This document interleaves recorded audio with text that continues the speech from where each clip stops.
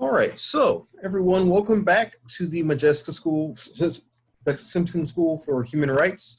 Of course, last week we covered almost a century worth of information, the antebellum period, Civil War, Reconstruction. Today we're only going to do about a brisk 50 to 60 years. So these are very important 60 years in South Carolina's history, and as you're going to see this evening, there are some rather intriguing connections between what we're going to talk about tonight and things that have been plaguing our state and our country for the last few years. Of course, this is one of the defining characteristics of the Modjeska School, is that we want to make sure that you guys as activists and as citizens are continuing to make these ties between what happened in the past and what's going on in the here and now. And so we're going to start off tonight actually by picking up where we left off last week in talking about the end of Reconstruction and the beginning of what we call the Jim Crow era in American history. Brett, do you have anything you want to say to start us off this evening? Okay, so I'm going to go ahead now and share my screen now. Tonight, we're going to start with a figure who I would normally mention during the Reconstruction or Civil War eras, but I felt he was actually important to start off with this evening because I want to make a specific point about how we think about the history of Reconstruction and its aftermath in South Carolina. And of course, I am talking about a gentleman named Robert Smalls. Now, I'm sure many of you have heard of Robert Smalls before. Robert Smalls, of course, is best known as a hero of the American Civil War for his participation in taking the Confederate ship Planter during the war. And of course, after Reconstruction, Robert Smalls has a pretty fascinating career in state and national politics, ultimately going to Congress for several terms from South Carolina. But I do want to point out to you guys that Smalls is actually a congressman from South Carolina, essentially after Reconstruction. If you look at the years he's in Congress, it's from 1875 to 1879, and again from 1881 until 1887. I point this out because I don't want any of you to come away from this class or any class you might take or any book you might read about Reconstruction and assume that Black political power just ends smack dab in 1877, along with Reconstruction. That's not quite the case.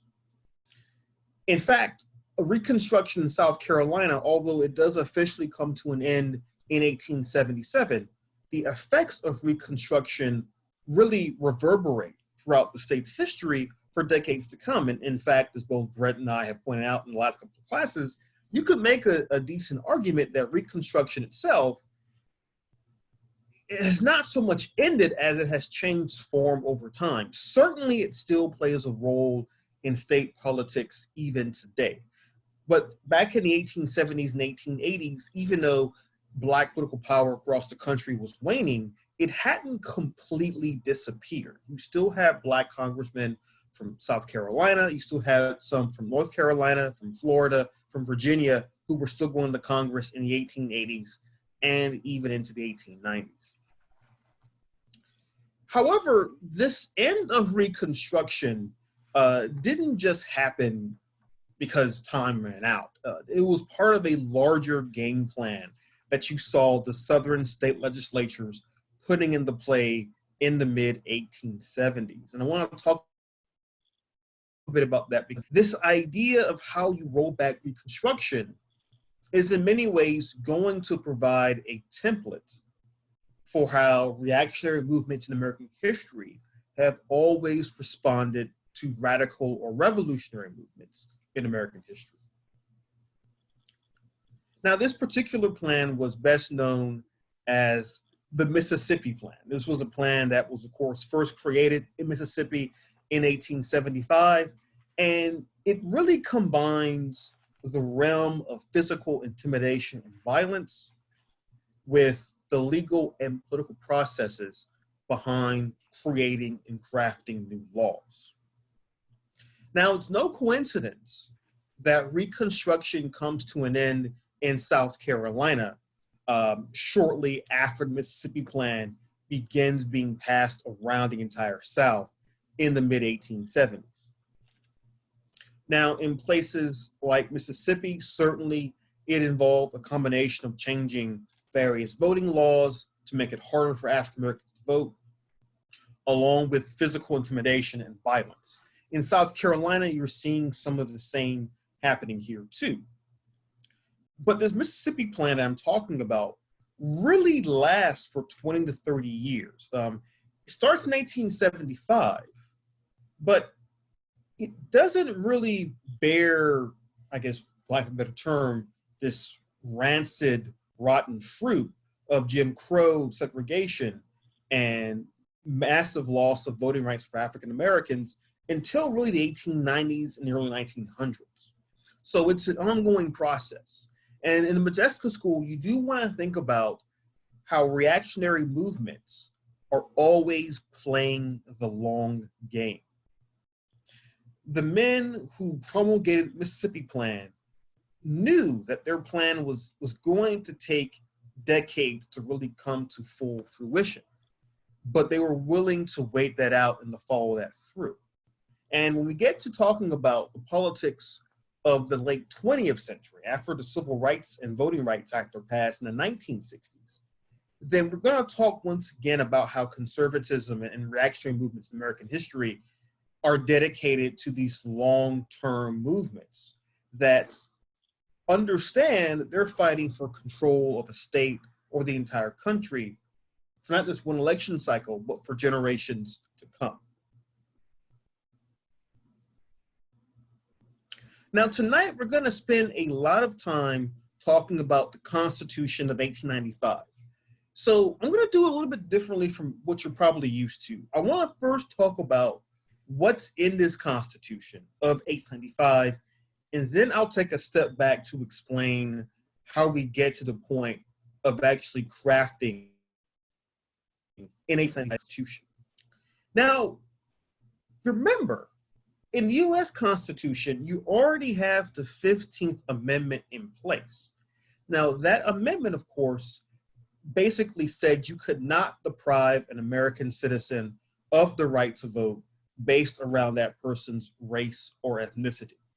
Now, notice the 15th Amendment doesn't mention anything about gender, which is going to be one of the reasons why the women's suffrage movement is going to still be pushing for the right to vote all the way up to 1920. But the 15th Amendment as it is written, and think about this again with the Modjeska School and how we're talking about activism and citizenship, you want to pay special attention to how laws and amendments are written, not so much for what's in them as for what's not in them. The 15th Amendment doesn't say anything about other limitations you can put on individuals who wish to vote. Now, it is worth noting that when the amendment was being debated in Congress in 1868 and 1869, there were some Republican senators and congressmen who argued that the amendment needed to be more explicit about the reasons and rationales that had to be offered to prevent someone from voting. They argued that, well, maybe just saying that limiting the franchise on race being unconstitutional, that may not be enough. In fact, there was even argument about putting in provisions to offer Congress specific safeguards to use in case someone's right to vote was harmed. In fact, if you look at the 14th Amendment, there is such a provision in place where Congress can theoretically strip a state of congressional representation if they are found to violate the Constitution in terms of citizenship and voting rights. Nonetheless, though, there is not really anything available that is going to stop southern states like South Carolina from being able to put in some of these literacy tests and poll taxes that deprive people of the right to vote. And so when the state constitution of 1895 is being written and proposed, things such as literacy tests, which were basically designed to make sure voters that hadn't reached a certain educational level could not vote, that's being put in place because it's clearly trying to target African Americans, especially who, although yearning for decent quality education, may not have access to adequate schooling. For that matter, you also think about the fact that the poll tax is being used throughout the South. And arguably, the poll tax was the most damaging part of the constitution, at least in terms of limiting people's right to vote. Now, how the poll tax worked was essentially you had to pay your poll tax up front. It wasn't like you went to a voting place the day of the election and said, add my poll tax so I can pay it right now. No, oftentimes throughout the South, how the poll tax worked was that you had to pay your poll tax months in advance. Oftentimes it was due early in the spring, right when you're at the point where you're just beginning to harvest crops and sell them on market. So you may not have actual spare money to be able to pay your poll tax at that time. Now, keep in mind, the literacy test and the poll tax both do not explicitly limit the franchise for African American male voters. But everyone at the state convention for the 1895 Constitution understands that that is exactly what is going to happen. And so you can find quotes from politicians like Ben Tillman and others who were saying, we are here to make sure that South Carolina is never again ruled by Black men. However, the poll tax also has a deleterious effect on poor white voters too, to the point where throughout the early 20th century, rates of voter participation across the South virtually crater almost overnight. And if you look at state by state voter totals during the 1900s, 19-teens, 1920s, 30s into the World War II era, they are some of the lowest of the entire country. The South is essentially, by 1900, not only a one-party state in terms of the Democratic Party being the only game in town, but it is also a region of the country that does not really encourage democratic traditions, small d democratic traditions. It doesn't really encourage voting, whether you're Black or white. A big part of this, of course, is race, with African Americans being so participatory during the Reconstruction period. And part of it is just the class politics of the 1890s, especially the populist era, where you have attempts by poor farmers, Black and white, to organize themselves into a populist party in an attempt to really influence and create laws that are more beneficial for them as farmers, as working class citizens.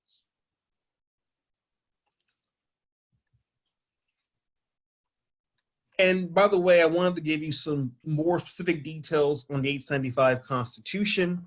Some of the things you had to have include the fact that you have to own at least the property. So right off the bat, even if you can pay the poll tax, even if you can pass literacy tests, if you don't own enough land in terms of dollar value, you still can't really participate.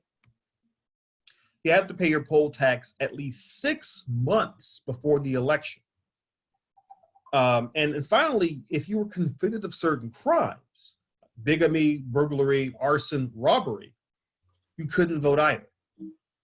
And so when you think about the present day debate about granting, or rather restoring, the right to vote for people who have served time in jail for a felony, again, that debate is nothing new either. This has been going on for well over a century.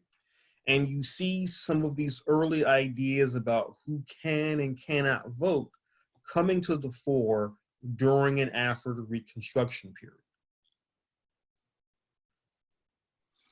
Robert, I wanted to add a couple about the, I'm having trouble with, there we are, about the poll tax and some of the things that were passed in the black codes to prevent people from voting during the Jim Crow era. Yeah. They disable people from voting in South Carolina that have been convicted of a number of crimes. Now, we're not one of the states. Florida, if you're convicted of a felony, you can never vote again in your life. And they just overturned that, the courts did, and brought well over 1.2 million people back into the voting system, people of color in Florida. So it was very contentious. But you can vote in South Carolina when you finish your sentence. But the crimes that they put in to disable you from voting were crimes that were most commonly created by black people, they assumed. And so murder wasn't one of them. You could murder somebody and still vote, but like if you stole somebody's chicken, you couldn't vote.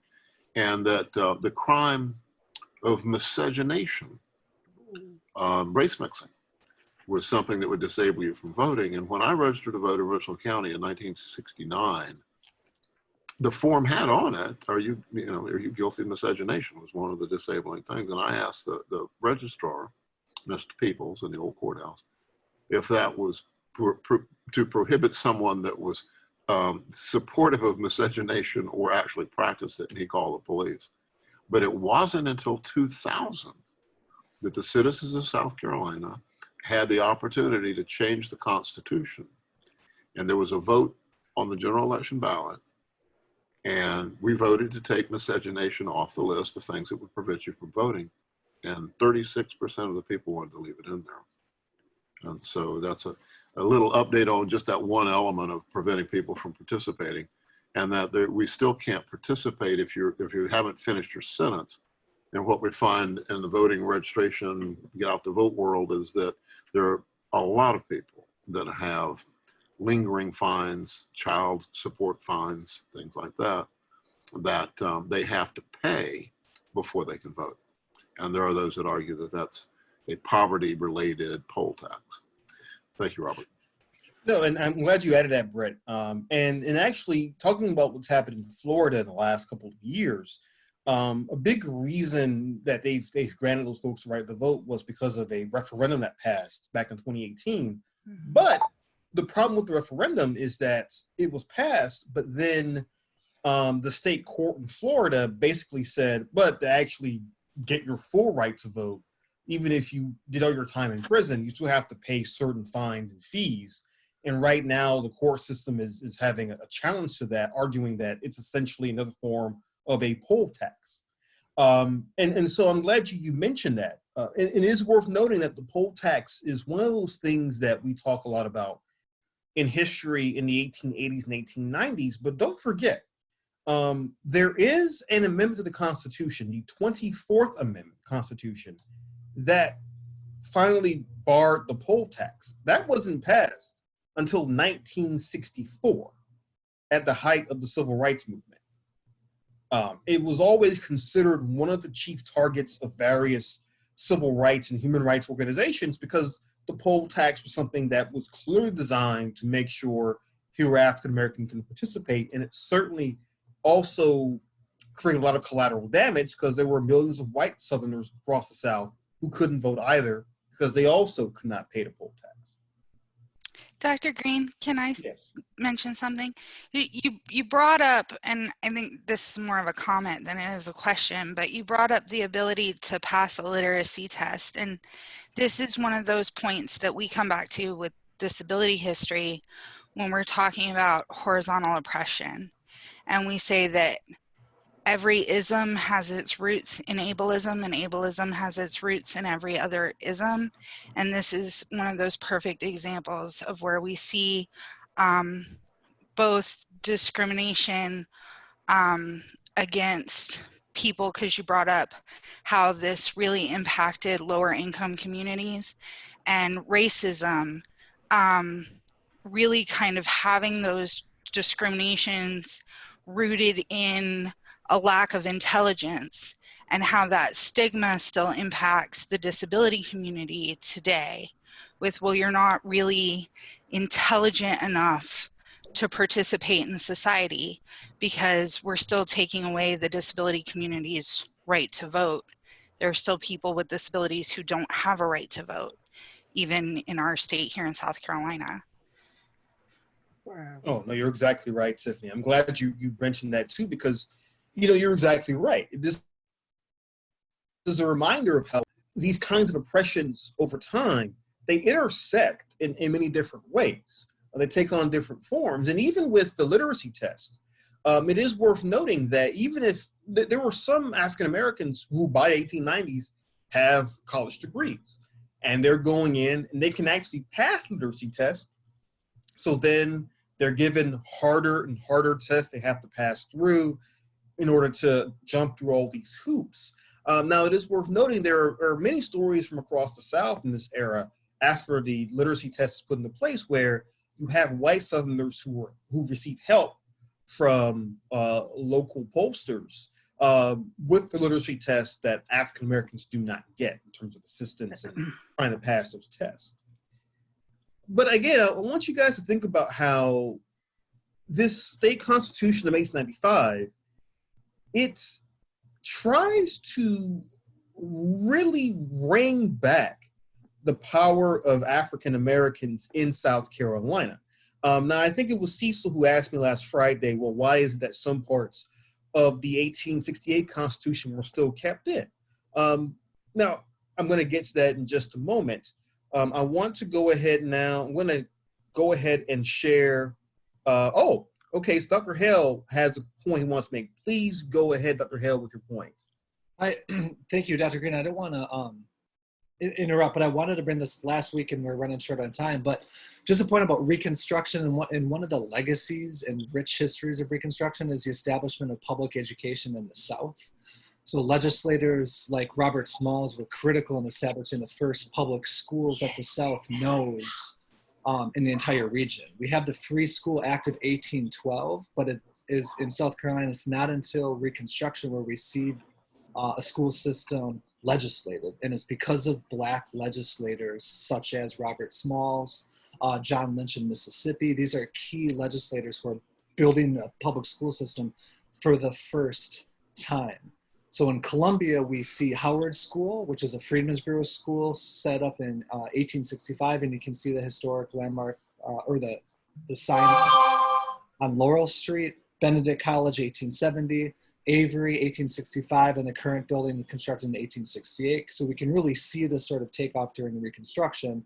And then just to connect this to Constitution of 1895, we shouldn't also forget that this actually segregates schools. So schools were not segregated by race until the Constitution of 1895. So interestingly, they preserve the system of education because poor whites, African American, there's a tremendous benefit to this public school system. But notice after 1895, this is when it's segregated by race. And this is an issue that, of course, is going to inspire the long freedom struggle as well. Sorry for the interruption. Just think if you let me put that in there as well. Oh, no, I'm very grateful for that intervention there because. Dr. Go ahead, please, Brett. Excuse me, Robert. I wanted to point out that Dr. Hale is one of our associate professors here at the Modjeska School, and his specialty is education history. Thank you, John. But that you said that schools weren't segregated until 1895. There weren't any schools for Black people to segregate prior to Reconstruction. Is that right? Yeah, well, you have private schools. There were no publicly supported schools. Correct. So Howard is going to be one of the first in the state, and Howard is the sort of basis of what is going to become Booker T. Washington High School, which is the high school in the state of South Carolina. It's going to attract many people to Columbia because we just don't provide public high schools in the state. Now, they were segregated by practice, but this is why we have, during Reconstruction, University of South Carolina is desegregated, and we have a small handful of Black students, as we talked about last week. Robert Greene is established as a faculty member at USC. We have this because laws do not prevent this from occurring. Socially, and there's informal policies that create segregation, but it's not written into law until 1895. Quick comment, could I make? Robert, tell me if I'm mistaken, but to show how malicious the literacy test concept was, it was in no way an objective criteria, like can you reasonably read or write? Black folks would be asked to quote certain obscure portions of the Constitution, and I've read even be asked to explain how many angels on the head of a pin, and then be told, no, you flunked the literacy test. So it was a vicious, needless to say, concept totally designed to suppress the Black vote. Oh, and definitely. No, it was essentially the literacy test especially gave local election pollsters the opportunity to prevent African Americans from voting through any number of means, through giving them a very hard literacy test. If you could read part of the state constitution, they give you something else to get the answer. I know that today, and I've done this in my own classes at Claflin and at USC, you can actually give students today some of those literacy tests and ask them, well, can you pass this? There was the infamous test that I think that was in Mississippi of, I'll give you a jar of jelly beans. Can you tell me how many jelly beans are in this jar? Things like that don't make any sense. But what they also remind us of is that the right to vote in the United States is a right that is always incredibly precarious, especially if you're African American. Just to give you some context here, I think about the fact that my father is only in his early 60s, and he grew up in an America where, as a Black person, his right to vote was extremely limited until he was almost an adult. And there are so many different ways that the right to vote, even now in 2020, can be limited. In the Constitution, the right to vote is not so much an affirmed right that you have, so much as it says, these are the things that cannot prevent you from voting. There is a difference there. Any other questions or comments before we further discuss the 1895 Constitution? This is Julia. I do just want to make a quick comment. Can everyone hear me? Not really. Could you speak up a bit louder, turn up your volume a bit more, please? Sure. This is Julia. Oh, can you hear me great, now? thanks. Okay. Yeah, I just want to make a quick comment about disenfranchisement through crime. Just to sort of add a little bit more to Brett, what you brought up. My understanding, and please, Dr. Greene, other historians on here, correct me if I'm wrong, is that it wasn't just a matter of, looking at when a Black person is committing a crime, but on criminalizing certain behaviors, period, and then only, just as is done now, surveilling and arresting people when Black people are committing those crimes. So for example, loitering, became a crime after, the end of enslavement, but was, almost always enforced against Black Americans. So, and then the connection to today, of course, would be the studies about drug use, for example, but there are many other examples of who actually in America uses drugs. And there's no one racial or ethnic group, if we want to talk about each other that way, uses drugs more than another. Actually, some of the data suggests that middle-class white youth use drugs more. But who is being watched and arrested for drug crimes? That's where the racial bias comes in. So I just wanted to add that, and then also hear feedback from any of the professors. No, that's certainly a big part of it. And, when we get to talking about the 1960s and 70s, you actually see this being part of President Richard Nixon's tough on crime policy. And it gets expanded in the 80s under Ronald Reagan as well, and even the 90s under Bush and Clinton. And Dr. Gallman actually has a book he's recommending in the comments by Dr. Charisse or Dr. Sharcy McIntyre. Okay, Sharcy McIntyre, called Criminalizing a Race. That's obviously a great reference for what you're talking about, Julia. There are other books that historians in the last 10 to 15 years have finally started delving into this idea of the relationship between crime, criminality, and race in American history. I'm trying to think if there's a book off the top of my head. I can't remember the title of it. I'll try to find it and give it to people after class over tonight. But Jim Crow. what's that? The New Jim Crow. Well, actually, not just that one, but the new Jim Crow is certainly the most famous example of scholars in the here and now talking about this history of the relationship between crime and race. And in that case, the new Jim Crow, the war on drugs and race really having clear links in the 60s, 70s, and 80s. So again, this is a reminder of how we can certainly learn from each other when talking about some of these critical issues that are still affecting South Carolina even in the here and now. Again, as I've said before, and I'll say again, everything has a history. Robert, sorry I'm joining the call late, was coming from another call. This is the same period where South Carolina, and and my apologies if you have already mentioned this, or you've already given points about this, about the South Carolina 8-box rule. And as I understand it, I guess I'm asking a question. Was that a uniquely South Carolinian innovation of the 8-box rule?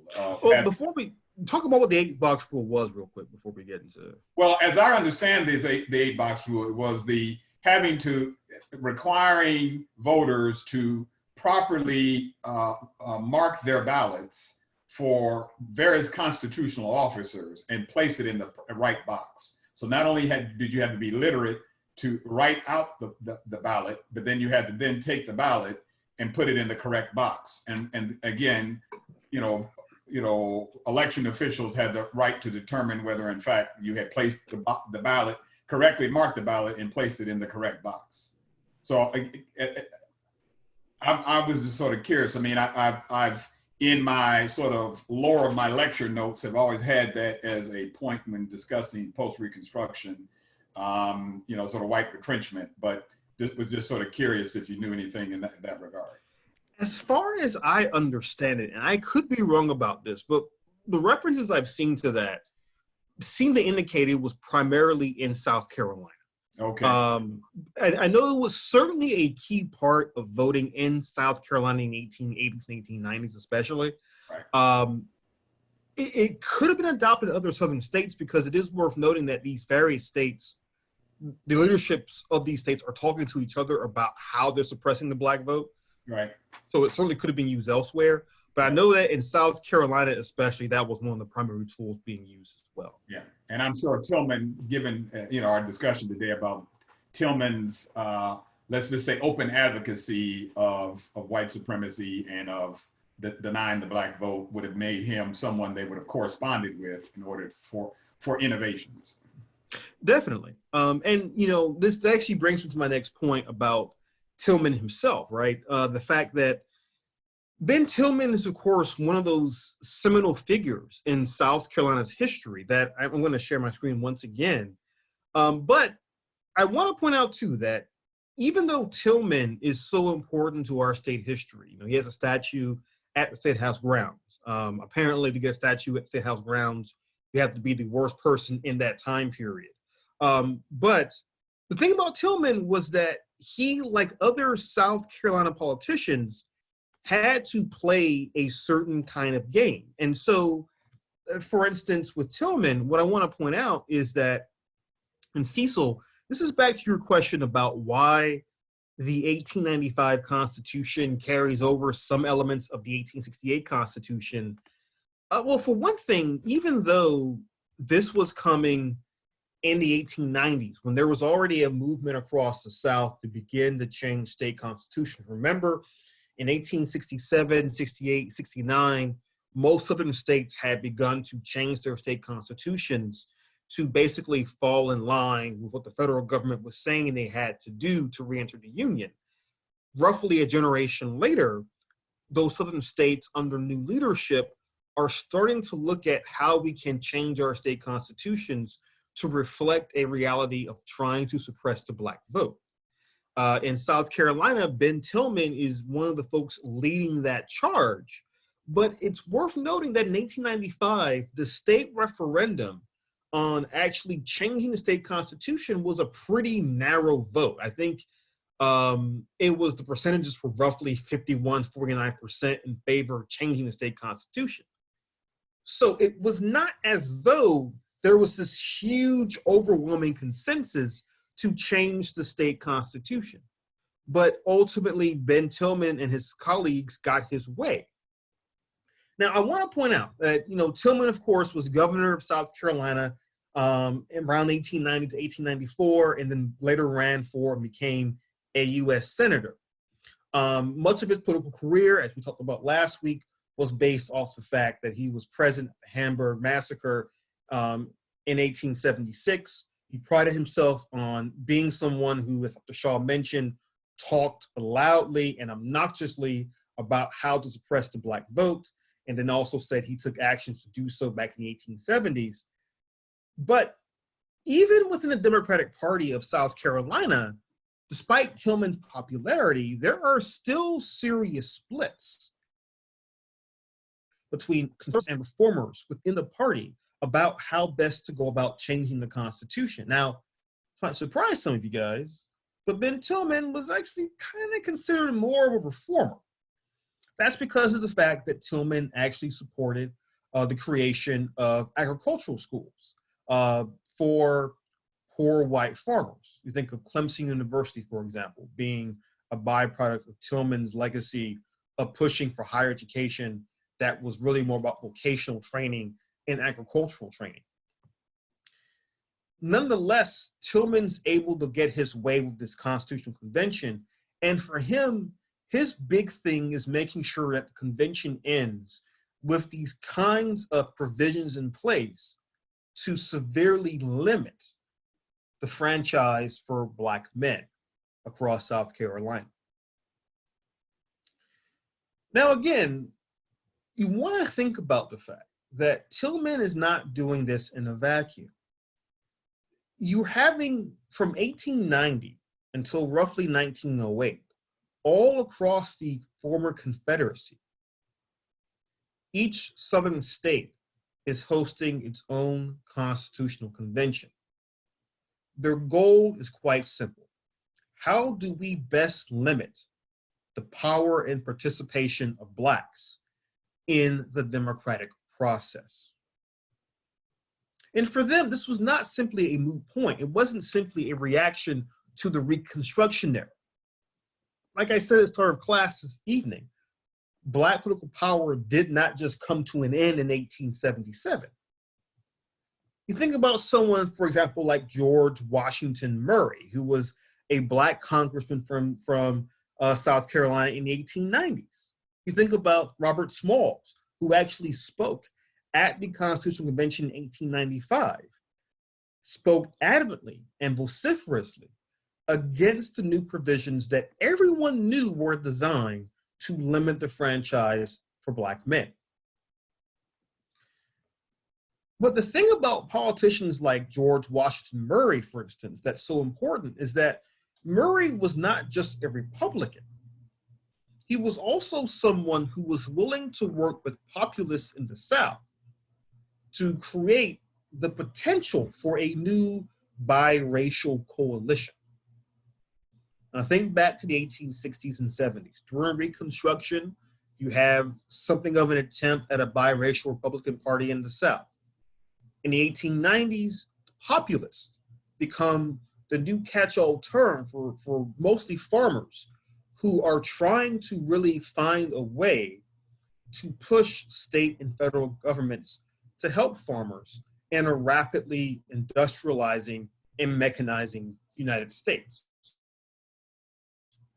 Now, the populists as a national movement were somewhat wishy-washy on the issue of race. Many white populists did not speak out in favor of civil rights, but they did argue that African Americans had a right to earn money, to be able to make a living for themselves economically, and to be allowed to work their own farms, own their own land, and so forth. And some, not all, but some white populists in the South even pushed for tactical alliances with Black men to vote for populists, or in places like North Carolina, to vote for Republicans who be allied with the populists in an attempt to give populism more power across the region. Now, the irony here is that Ben Tillman himself was also a populist, But unlike populists in other states, Tillman strongly objected to any sort of tactical alliance with Black voters for the sake of populism. For him, it was either you get Blacks out of politics entirely, or the system just wasn't worth saving.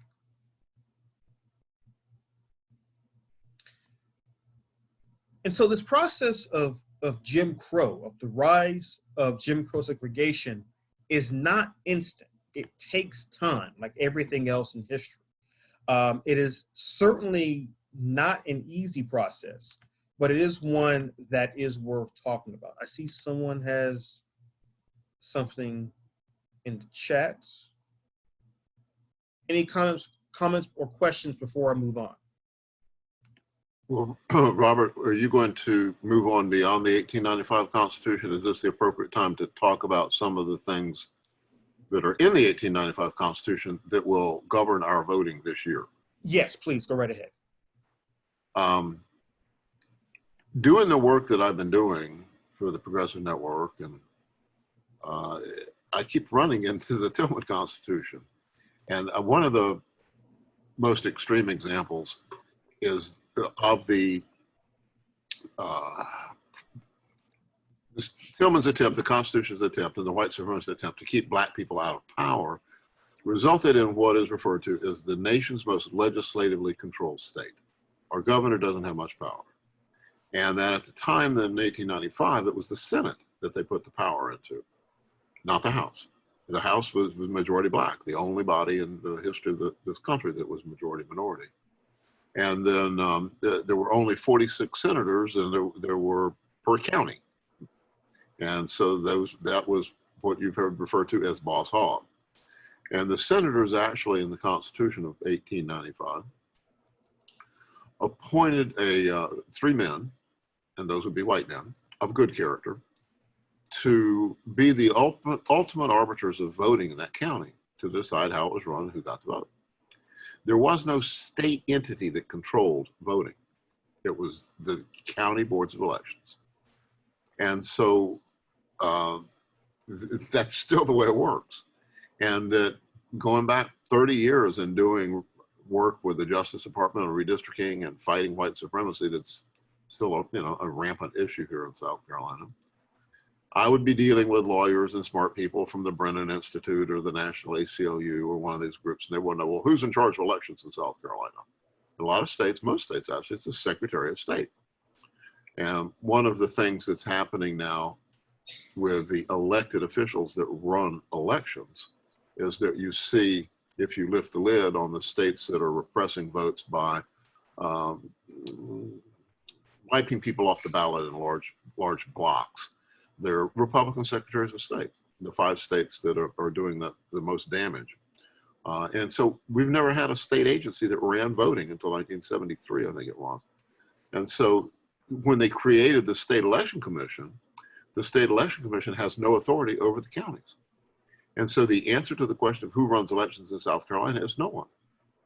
And that you have different colors of judicial application of the laws depending on the composition of the legislative delegation that appoints the Board of Elections. So it used to be just the senators, and then they added the House of Representatives. And so the legislative delegation, 46 county legislative delegations, appoint a board of directors for the county board of elections.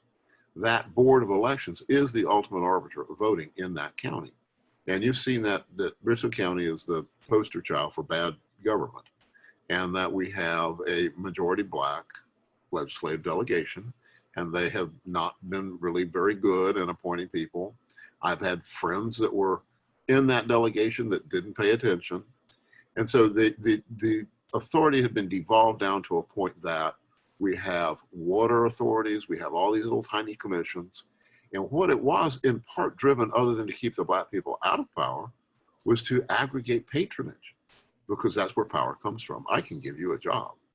And so South Carolina, rather than having a board of regents over all of our schools of higher education to prevent competition and to foster cooperation between resources and money, we have at least 17 boards of trustees governing the use of higher education money, because the legislative delegation has the power to appoint them, and they get elected by the legislature. And so unlike Georgia and North Carolina, where they have one board of regents that's over all the schools, the tuition here is twice as much as both Georgia and the University of North Carolina. So it's not designed for efficiency, it's designed for patronage, control, and power, which yields money. And so that's just two examples of these plethora of these little agencies that nobody's really in charge of that are still lingering on with us from the Constitution of 1895 that was tortuously designed to keep democracy from having any type of effect on the way we run the state. Yeah, and to Brett's excellent set of points, this is sort of two traditions in South Carolina that have coalesced into one, the tradition or political tradition of legislative supremacy, which has its discussions in the constitutional framework, and the whole idea of that legislatures, in the 18th century were assumed to be the most active realm of government, not the executive branch. And of course, by the 20th century, that flipped.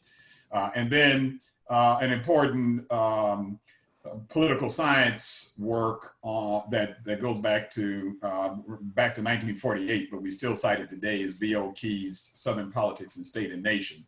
And V.O. Keyes talks about this idea of one-party factionalism in South Carolina, that there's one dominant party, but there are many factions, or there are multiple factions. And so part of the sort of factional politics of South Carolina, government has been designed around those, asked to serve those factional politics. So to Brett's point about you don't want central authority because of the patronage that it would serve in some regard. Now you can wrap a more noble aim around it, but again, that 1895 Constitution sort of they weren't particularly noble in how they argued for that Constitution, and so as a result, we have what we have. Dr. Shaw and I are going to get deeper into the way that local government is run later on in the school. We didn't even have local government until the 70s. The senators were in charge, and so this has been in many of our lifetimes that this kind of novel concept of this democracy has been toyed with.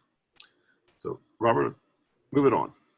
All right, and again, all of this is I'm glad you guys have mentioned these points, because certainly in the 1890s, they're coming in as part of a larger intellectual framework where the question of race and racism is dominating discourse, not just in South Carolina, not just in the South, not just across America, but across the Western world. Now, I've mentioned before in this class that one of the things we're going to study in the Modjeska School is how much the state is really at the heart of national and indeed international politics. And certainly when you think about something like the 1895 Constitution, you think about the context in which it is being promulgated and promoted, you cannot separate that from the fact that the entire country is turning its back on African Americans. By 1896, of course, this will all culminate with the Plessy versus Ferguson decision drafted by the Supreme Court that year. Now, for those of you who are familiar, Homer Plessy was a black man in Louisiana, actually a man who could have passed for white if he so chose to do so, basically, just based on if you saw him on the street.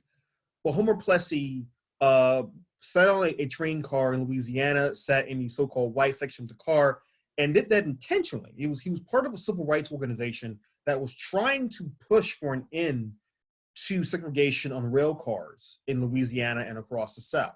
They had hoped that getting a Supreme Court case would give them the chance to finally overturn this law. Instead, Plessy versus Ferguson sets essentially legal precedent and allows the South to create laws that we now refer to as Jim Crow laws or segregation laws, with the caveat, and this is important because it was coming up again with NAACP, with the caveat that facilities, train cars, hotels, education, etc., has to be separate but equal. This is the phrase that everyone in the South latches on to: separate but equal. And Southerners, white Southerners, argue that, sure, we will treat our Negroes with dignity, with respect, because we know them. We trust them. And you can trust us to make sure we take good care of them. This is the context for which the state constitution in 1895 is being written. Most white Americans are already beginning to look at the Reconstruction era as a mistake. They're beginning to think that the 15th Amendment wasn't such a good idea after all, that perhaps granting freedom to African Americans, had been a terrible mistake.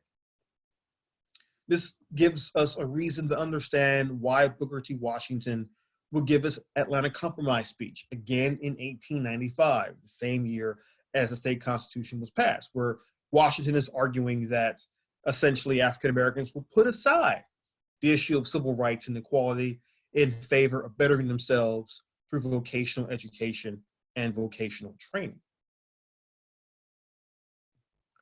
Now, segregation in South Carolina, it doesn't just happen overnight. It takes some time to get going.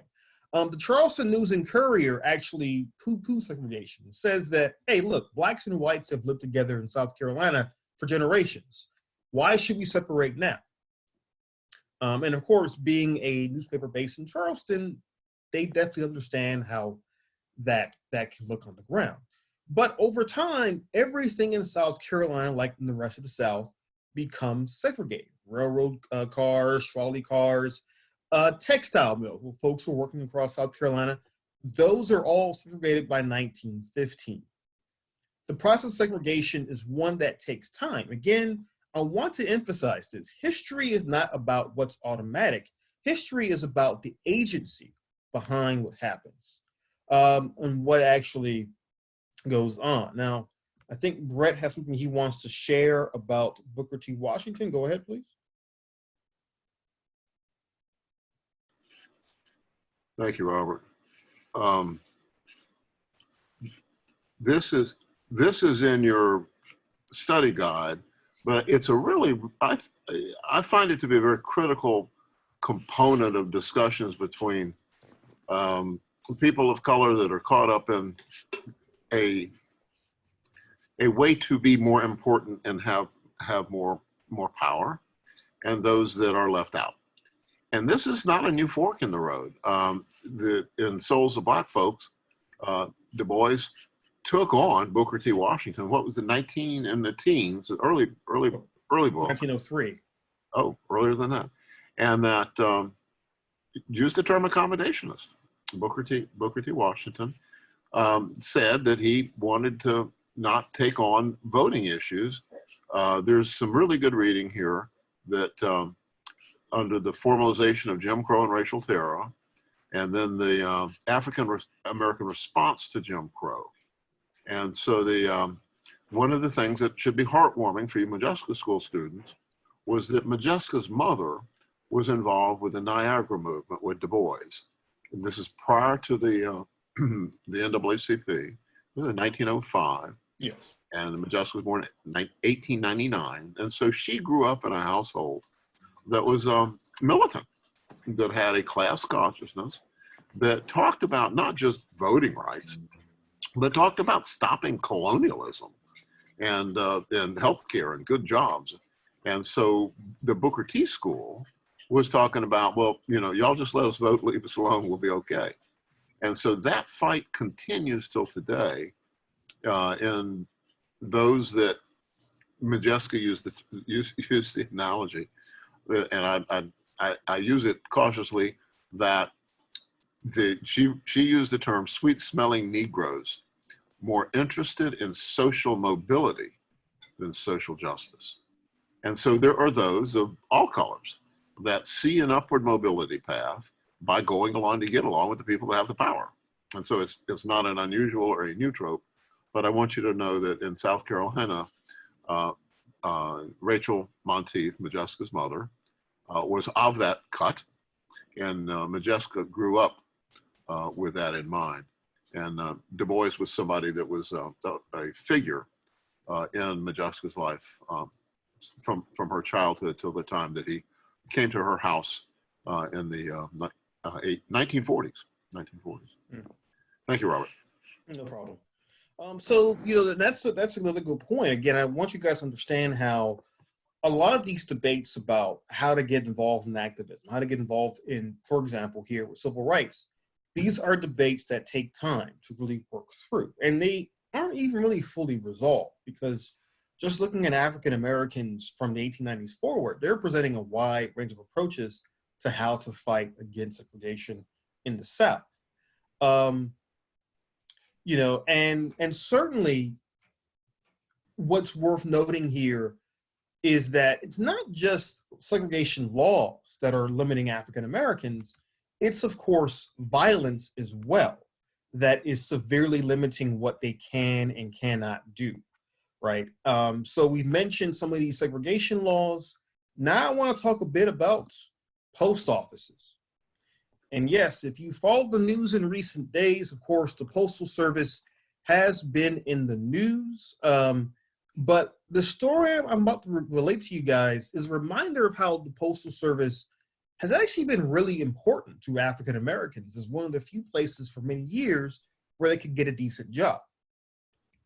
Now, one of the traditions that Republican administrations had during and after Reconstruction, really up until the early 1900s, was that Republican presidents would name across the South African Americans to a variety of patronage positions. You know, Brett talked about that issue within South Carolina itself, but nationally, Republican presidents had a tradition of, if they got to the White House, they would name prominent Black Republicans across the South to patronage positions, customs officials at port cities, or more often than not, members of the Postal Service, people who actually ran the post offices in small southern cities and towns.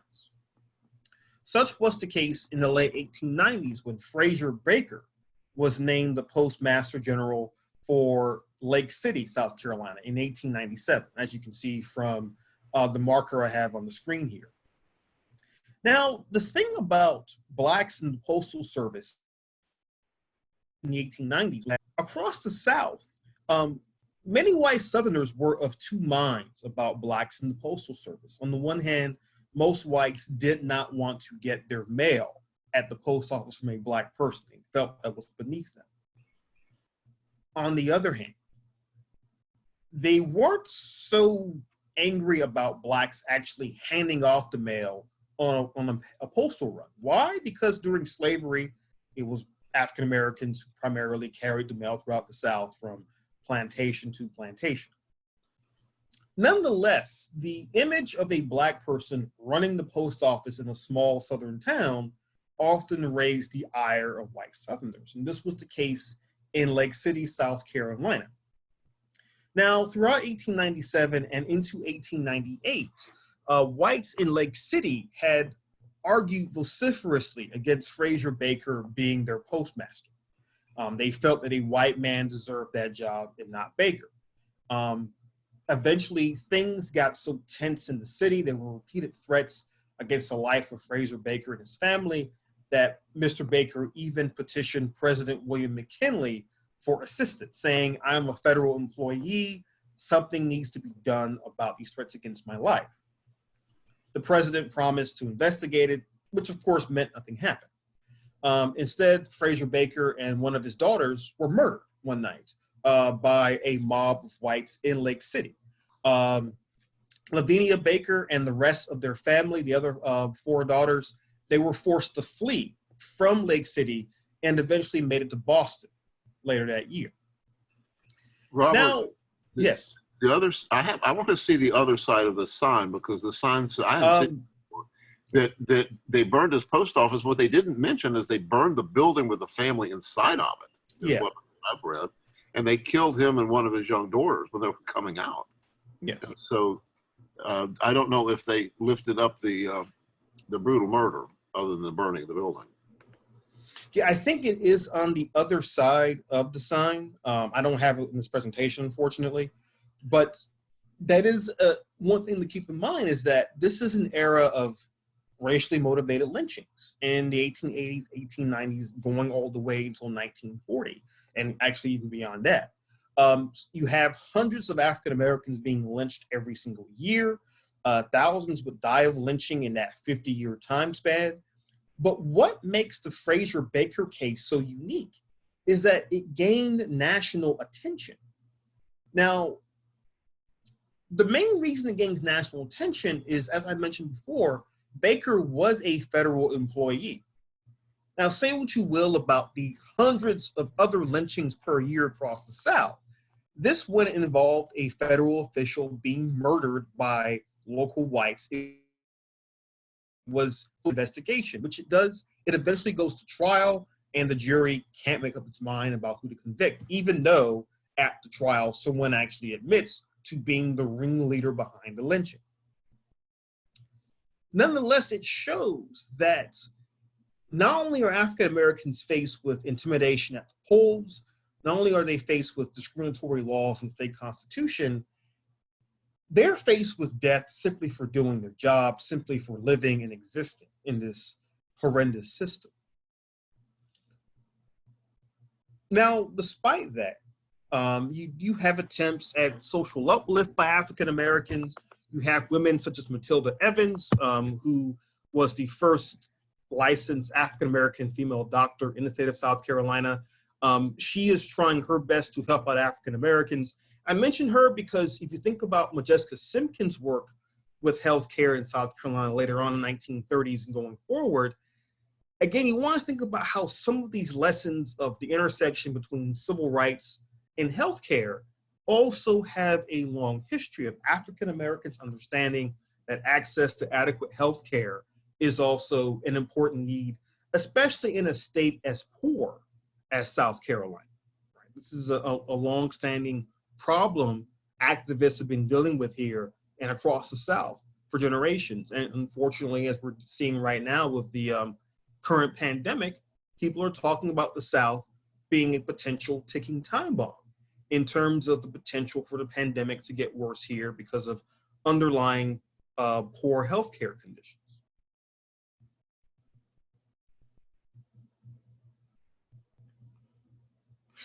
Now, I do want to also mention that it's not just African Americans who are dealing with living in a harsh and unforgiving South Carolina. You also have the rise of a distinct population of poor whites who were primarily textile mill workers. Now, working in the textile mills becomes an important occupation for generations of white Southerners. And certainly in both North and South Carolina, you really can't talk about labor and race without at least talking about participation in textile mills. Now, the thing is that there are so many textile mill workers in South Carolina by 1910 that they become an important part of the voting bloc for the state's gubernatorial elections. And someone like Cole Blease is able to figure this out. Now, Coleman Blease, of course, was a protege of Ben Tillman, and Blease himself would have his own proteges who will become very familiar to you if they aren't already in South Carolina's history. Now, when Coleman Blease got in 1910, and by the way, it's worth noting that young Strom Thurmond's first real taste of politics is going to a Coleman Blease rally around the same time period. But Blease himself, he runs on a platform that is designed to explicitly appeal to working class whites and folks working in those textile mills in South Carolina. You know, as Dr. Shaw mentioned a few minutes ago, the thing about the Democratic Party in South Carolina is that, yes, they were all Democrats, but that's where the similarities really ended. You know, many of them had their own interests. Some of them were quite conservative. Some of them were a bit progressive. Some were from the upstate. Some were from the low country. the only thing they could agree on was to keep Negroes in line and to make sure they could not practice their constitutional rights. Everything else was essentially up for grabs. And certainly when Cole Blease wins election as governor in 1910, he immediately clashes with so-called progressives in the state legislature over a wide range of items, especially in terms of how to stimulate economic growth in South Carolina. Now, again, I want you guys to think about how Cole Blease and Ben Tillman, how they're men who come to power in South Carolina by trying to cultivate poorer whites, working class whites, part of a broad-based coalition. But make no mistake, the kinds of policies that they're supporting are also hurting working class whites, especially when it comes to economics.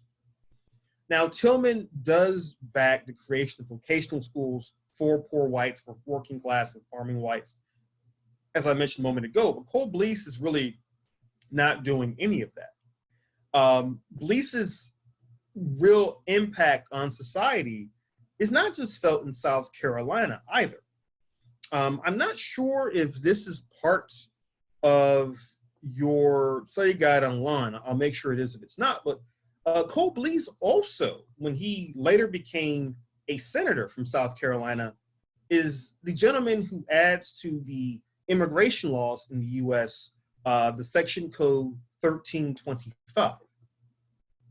Now, for those of you who are not familiar with immigration law, section 1325 basically makes it not just illegal, but a serious crime to enter the US without being a legal immigrant. Before 1929, if you entered the US as an undocumented immigrant, it was you were documented, you were charged a light fine, you were sent on your way. After 1929, you begin seeing undocumented immigrants being arrested, being sent to jail, sometimes for years on end, and that's thanks to Cole Blease. So again, what happens in South Carolina does not stay in South Carolina. And certainly Tillman has an impact on national politics, as does Cole Blease. But this is a reminder of the broader trends across the South. You see men like Woodrow Wilson, who really embody this New South tradition that by 1913 is going to put Wilson in the White House.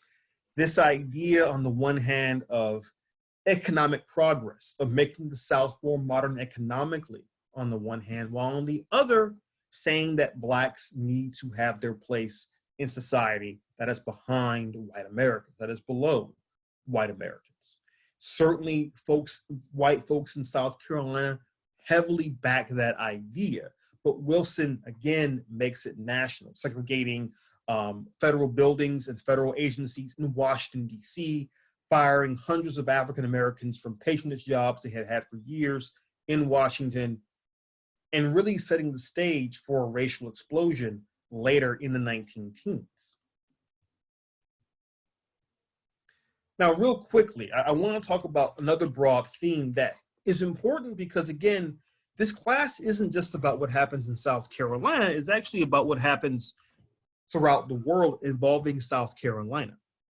Now, I mentioned a moment ago that in the 1890s, you have this sense across the country that a lot of white Americans are simply unwilling to adequately engage with the problems African Americans are facing as a result of civil rights laws being overturned or just being outright ignored.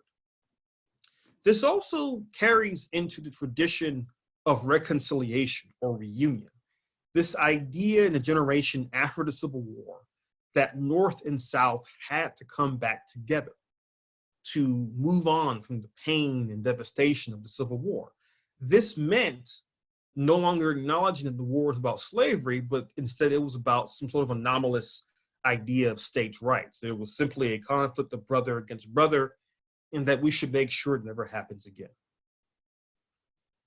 An important part both of the process of reconciliation and of the process of ignoring race is the War of 1898, the Spanish-American War, where, as you can see from the pictures on the screen, you have North and South unifying once again to fight Spain.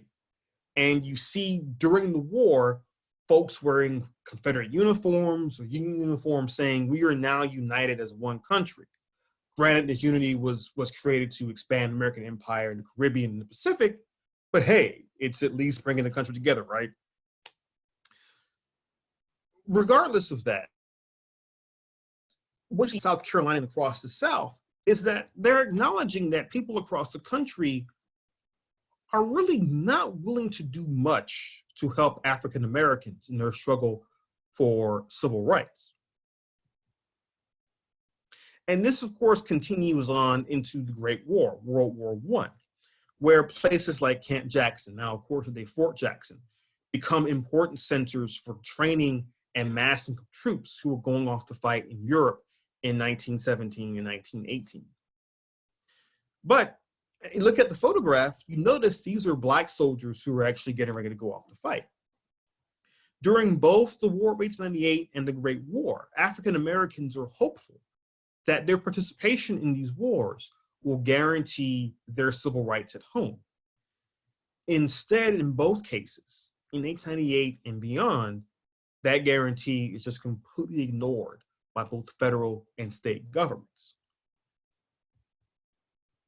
So while African Americans are going off to fight and die in Europe for the United States, back home, race relations are not getting any better. And in fact, in 1919, we will see perhaps the biggest flashpoint of racial violence in Charleston since the Civil War. And that's, of course, the Charleston riot during the Red Summer of 1919.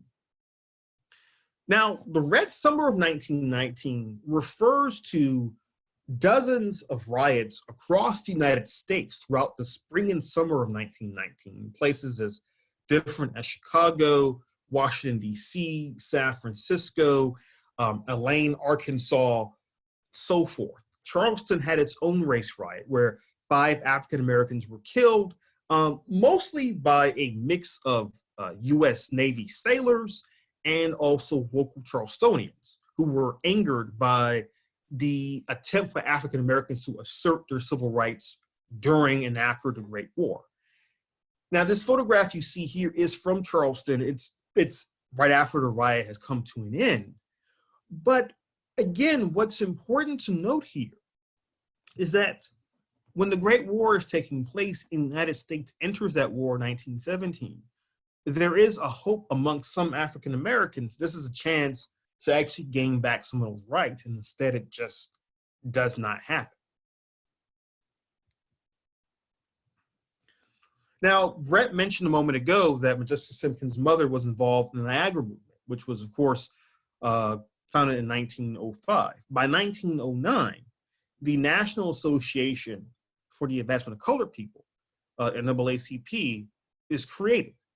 It's a civil rights organization that's going to be national in scope, but it doesn't really reach South Carolina until 1917. You have chapters founded in Charleston and Columbia. By 1920, there are about 1,000 members in state or local chapters of the NAACP in South Carolina, most of them living in and around the Charleston area.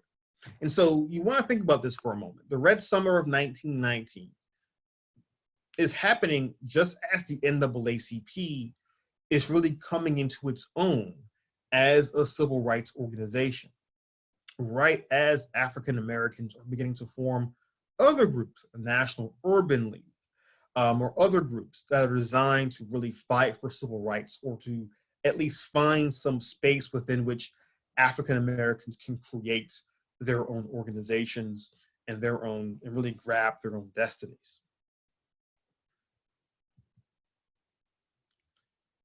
Now, that's not to say that, of course, any of this was without opposition.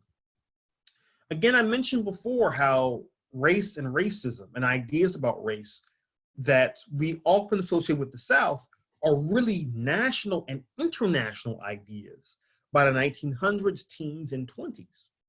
Certainly in South Carolina, you do see a brief resurgence of the Ku Klux Klan. But whereas in the 1860s and 70s, the Klan was very much a terrorist organization, in the 1920s, the Klan was not just national in scope. It was an organization that if you were a well-to-do white middle-class person, it was perfectly okay to join. Joining the KKK in the 1920s was in some ways the equivalent of being a part of the Elks or other social organizations. It was seen simply as proving your 100% Americanism, as the Klan liked to refer to itself during the 1920s. By the 20s, the Klan is no longer just an anti-Black organization, although that is still the bedrock of what they believe in. The Klan is also anti-Catholic, anti-Semitic. It is also very much anti-immigrant, and it is also definitely anti-socialist, anti-left. In essence, the Klan is an organization that stands against everything that makes the United States of America a unique and great place to live in. But in the 1920s, the Klan itself had probably around 4 million members nationally. And some of its largest chapters were actually in places like Indiana and Oregon, not just in the South. Now, to bring it back to South Carolina, though, you do have younger African Americans who are growing up in South Carolina during this time who are hoping to make a difference in this. Brett mentioned one of them, Modjeska Simkins, who at this point is already going to school at Benedict, is starting to begin her long and well-known and storied career as an activist for human rights. You also have people like Septima Clark from the Low Country, who dedicate her life to education and activism. And we're going to talk about both of these women more in the next couple of weeks as well, because they're both definitely linked to the civil rights movement that you guys probably know a thing or two about already in the 40s, 50s, and 60s. But you want to understand the world that they're both growing up in the 19 teens and 20s, a world that is incredibly hostile to African-American advancement, but also a world in which people like Clark and Simkins can go to Black-run schools, can really critically engage with other African-Americans on questions of how to fight for their freedom.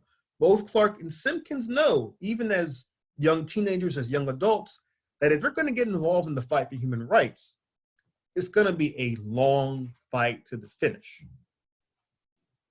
Any questions before I move on? Robert, I want to go back to some fights for suffrage, for women's suffrage, before we get too far down into the 19th century. I want to stop your screen sharing and share this is from our study guide here, but that there is a struggle that continues between who's more oppressed and who deserves freedom first.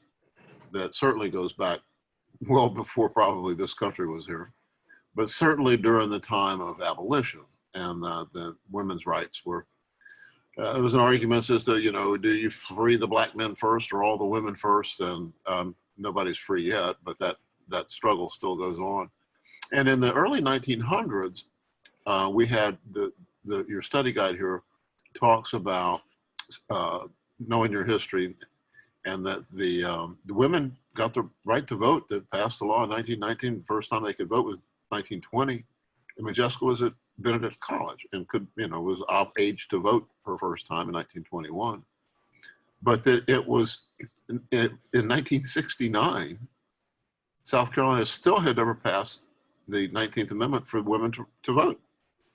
They started voting in the 20s, but there were state laws that prohibited them from doing certain things that came with the rights of voters. I remember in 1969 when the juries are chosen from the driver's licenses, and that the women could not be on juries, voter rolls. Excuse me, they were chosen from voter rolls first. And so if you there were white men on the voter rolls, and so all the juries were white men. And it was only after they allowed women and people of color to vote did they start pulling jury pools from driver's licenses. It didn't make a distinction between men and women, black and white. But in 1969, it was a big hooray that women could be on juries.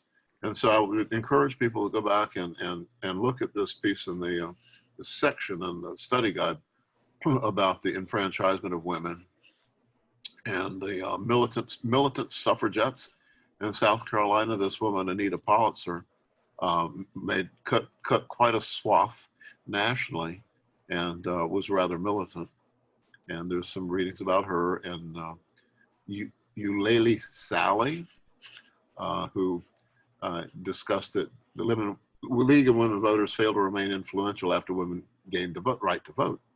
And so there was a strong women's movement in South Carolina demanding the right to vote that certainly still should exist and certainly did exist in the 1970s when the Equal Rights Amendment was being pushed, and Simkins signed up and participated in that. We'll get to that as we get into the more modern times, but do go back and look at the suffragette movement in South Carolina.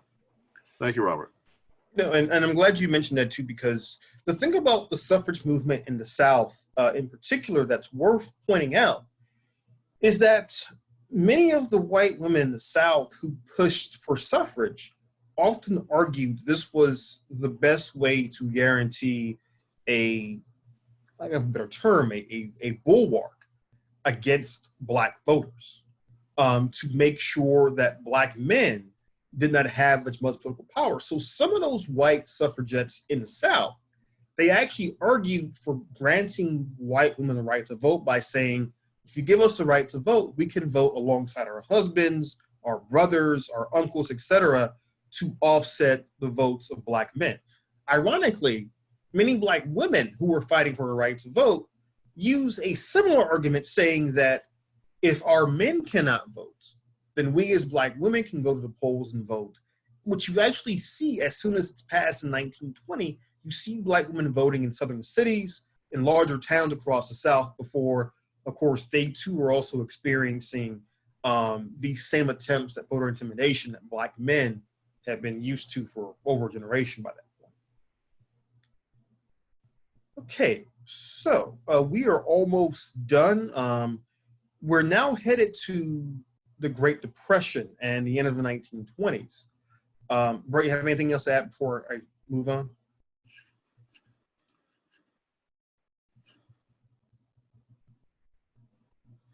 Okay, let me go ahead and share the screen one more time. And really, I want to highlight one other thing, by the way, before we go to the Great Depression, which is the Great Migration. The Great Migration, of course, is the movement of African Americans from South to North, really starting around 1910 and going through World War II up until the late 1960s. Now, blacks leaving the South are leaving for a variety of reasons, the biggest one actually being economic.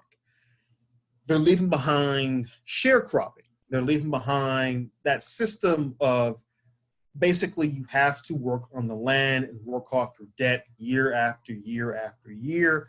It is a system often compared to slavery itself. They're leaving the South because of lack of economic opportunity, lack of political freedom.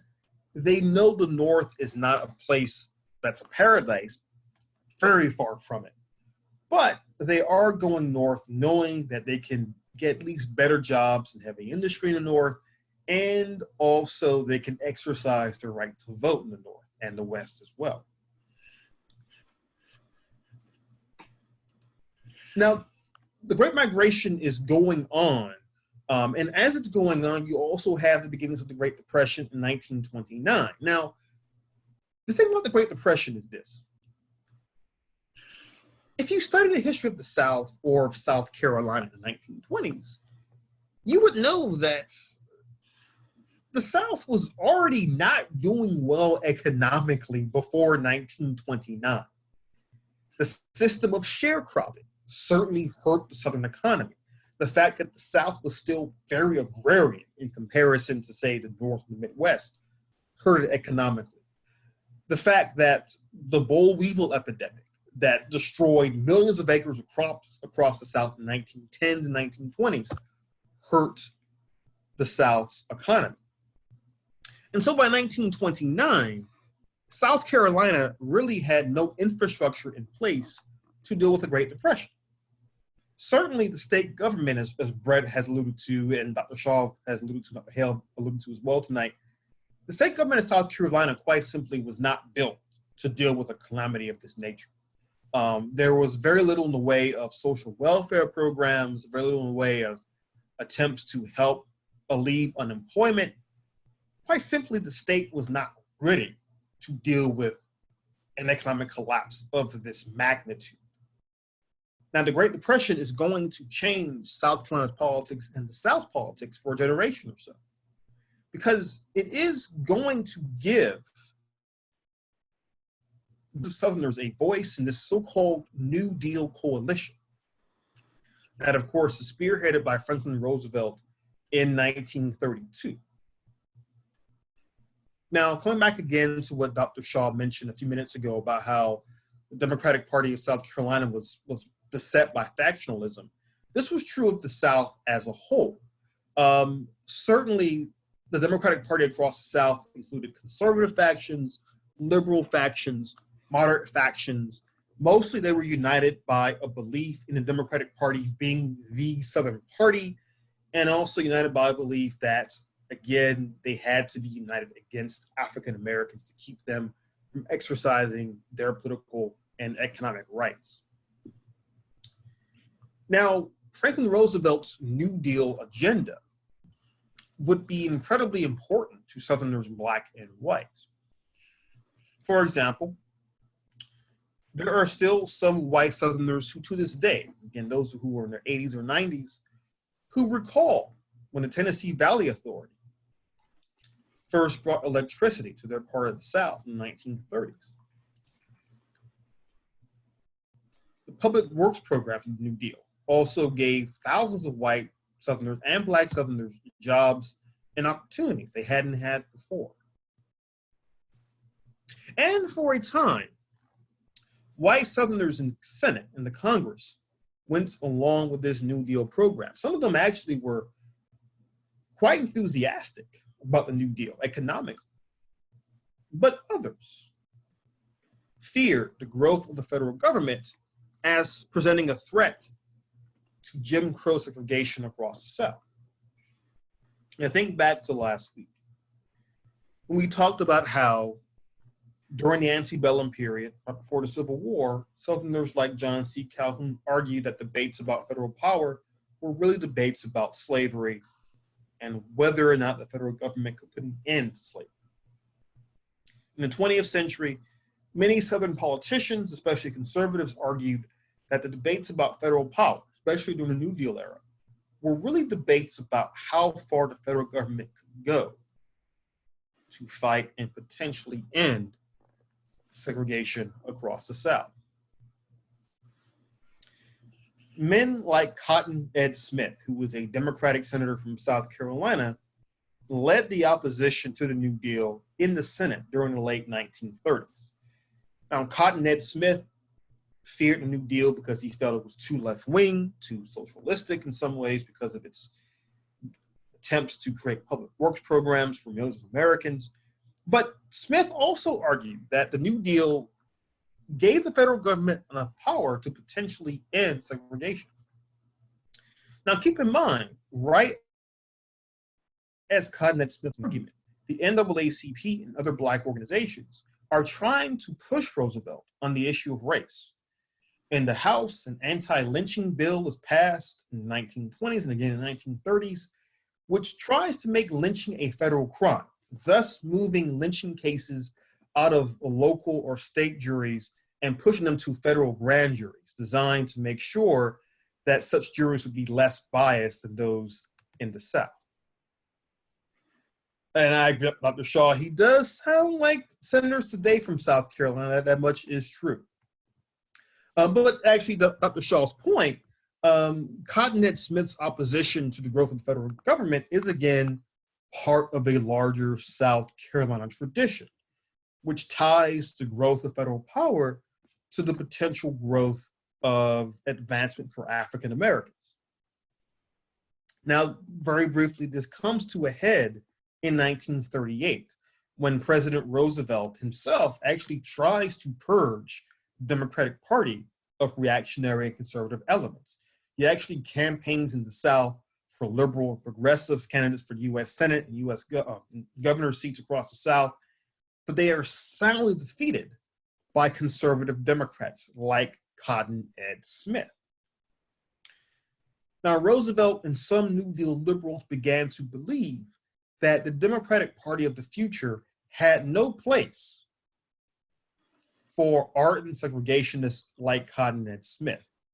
But as the 1938 midterm election showed, with all of these segregationist politicians being returned to power by their constituencies, that idea wasn't exactly in the majority within the Democratic Party, even though the party itself is beginning to appeal more to African American voters, especially those in the urbanized North and West. Now, Dr. Shaw, did I get that right about the New Deal and African Americans? Just to make sure the political scientist in the room agrees with me on that interpretation. I do. Correct. Okay, just making sure. Now, the thing about the New Deal era also, and getting into World War II, is that Southerners are also realizing that, as someone mentioned in the comments, in the chat, in fact, what happens in the South or in South Carolina doesn't just stay in the South or South Carolina. Now, if you look at the chat for a brief moment, one of our colleagues here, I think it was, let me see if I can find it very quickly. There's a comment in the chat where someone mentions the fact that some of the Jim Crow laws in the South were used in Nazi Germany during the 1930s to help build up a case for segregation against German Jews and other undesirable populations. And certainly during World War II, more and more activists are going to argue that the South was really no different from Nazi Germany. So if you look at this propaganda poster, if you look at the poster on the left very quickly, you see this poster of the NAACP's hand choking Jim Crow. But if you look at the feet of Jim Crow, it actually has on it the flags of Nazi Germany and Imperial Japan. This was part of the Double V campaign, and African Americans during World War II believed they were fighting both against fascism abroad and against racism at home.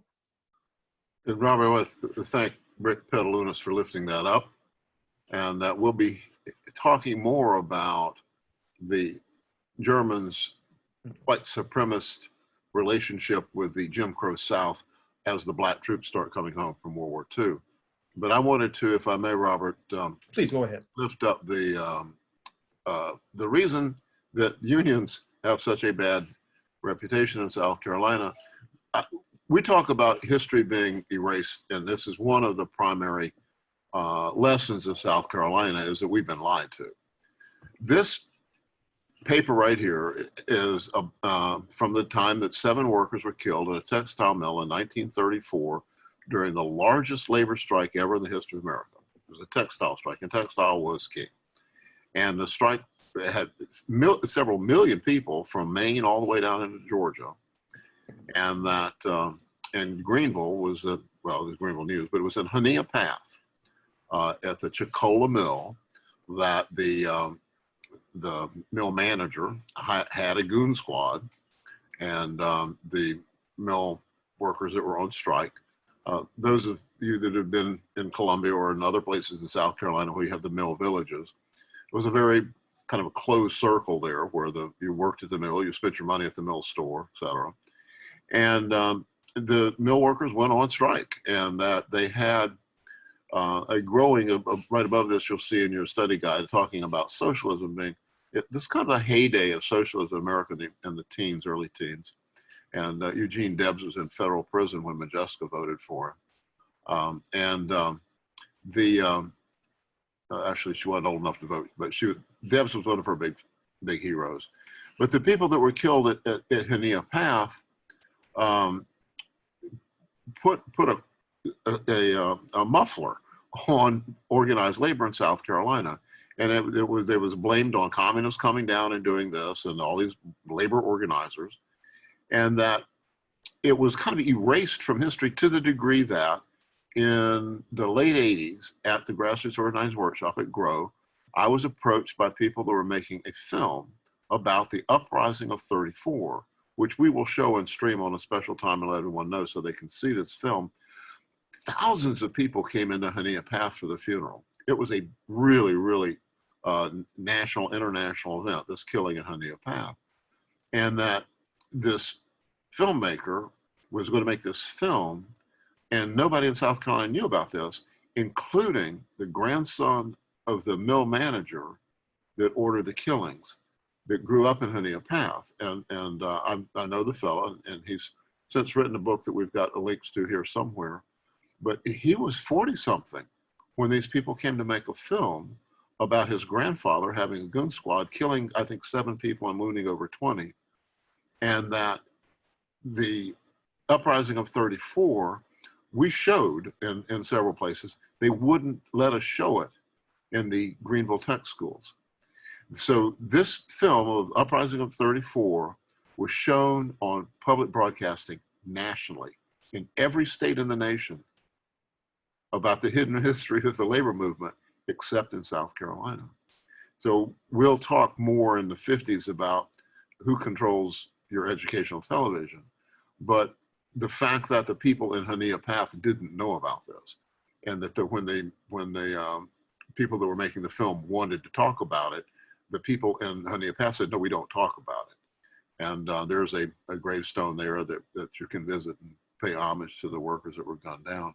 But this is just an example of how repression is used to quash movements for social justice, and the state completely erases it from our history, up to and including not showing a film about forgotten history in the state that forgot it. Thank you, Robert. We only have 15 minutes left, sir.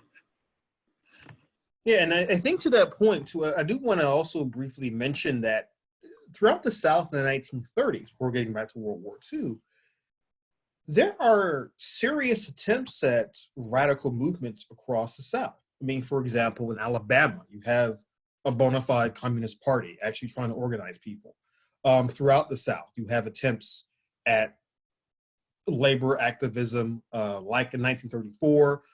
In fact, 34 uprising, one thing to point out is that a lot of folks in the Carolinas felt betrayed by President Roosevelt because they were hoping he would get involved on the side of strikers, and he kind of makes a half-hearted appeal to them and then kind of backs away at the last second because Roosevelt needs those Southern Democrats in the Senate and the House to support his New Deal programs. But certainly what you're seeing throughout the South is a much more radical form of activism than we traditionally learn about. And this is actually one of the big themes of the Modjeska School, is that, for example, we talk about the civil rights movement of the 50s and 60s. To really understand their triumphs and their problems, you got to look back at least a generation to what's going on in the 30s and 40s, to what folks like Modjeska Simkins and others are doing during the Great Depression and World War II eras, to really set the stage for what we're talking about when we get to the Selma March or the Birmingham campaigns or the Montgomery bus boycott or Brown v. Board. And to that point, let me go back to what I was talking about with World War II, which is African Americans are really, and other groups. Now this is focused on South Carolina, but let's not forget that there are numerous racial ethnic groups throughout the United States who are using the Second World War as a chance to ask the American people, how can we fight for democracy abroad when we don't actually have it at home? And certainly African Americans are trying to push the envelope on this with, for example, wartime conferences about how to fight Jim Crow at home. Activists and organizers like Ella Baker, for example, working for the NAACP, she's going across the country and really organizing thousands of African Americans into NAACP chapters. Within South Carolina by 1939, the state NAACP is reformed to the state conference of branches so that the NAACP can speak with one voice in the state of South Carolina in a way that it had not before 1939. But you also see other ways of activism, other attempts at activism that we associate more with the 50s and 60s beginning during this era. For example, the March on Washington movement being led by activists like A. Philip Randolph, who himself was a socialist and labor organizer who later on became sort of one of the established wise men of the civil rights movement in the 60s. In 1940-41, with knowledge that the U.S. is going to get involved in the war sooner or later, with the United States really gearing up for the war by ramping up wartime production and building new defense plants, with that thousands of new jobs, Randolph and other Black activists argue for a potential march on Washington to force President Roosevelt to make sure defense industries do include African Americans in their workforce. This does lead President Roosevelt to sign an executive order, basically guaranteeing that the federal government will make sure that those agencies and that those defense plants are being non-discriminatory, at least on paper. In reality, it's a lot more complicated than that. But in South Carolina itself, you're seeing a renewed attempt at trying to fight for civil and human rights. And this really takes us to the end of tonight's lesson, because I really want to spend some time talking about what these two individuals in particular contribute during the 1940s, John McCrae and Modjeska Simkins. Now, Simkins, of course, being one of the leaders of the state NAACP in the 1940s, having already by the 1940s blazed her own trail in activism through both her work in healthcare and also with the NAACP, and then McCrae being a newspaper editor of Lighthouse and Informer. They are both spearheading attempts by African Americans in South Carolina to really galvanize and organize for their right to vote. Ironically, tonight's lecture begins with us talking about Black men on the whole losing the right to vote thanks to the 1895 Constitution, but it ends by talking about how in the 1940s, African Americans began to organize and craft strategies to once again utilize their right to vote. And Brett's actually showing some of that from your study guide online right now.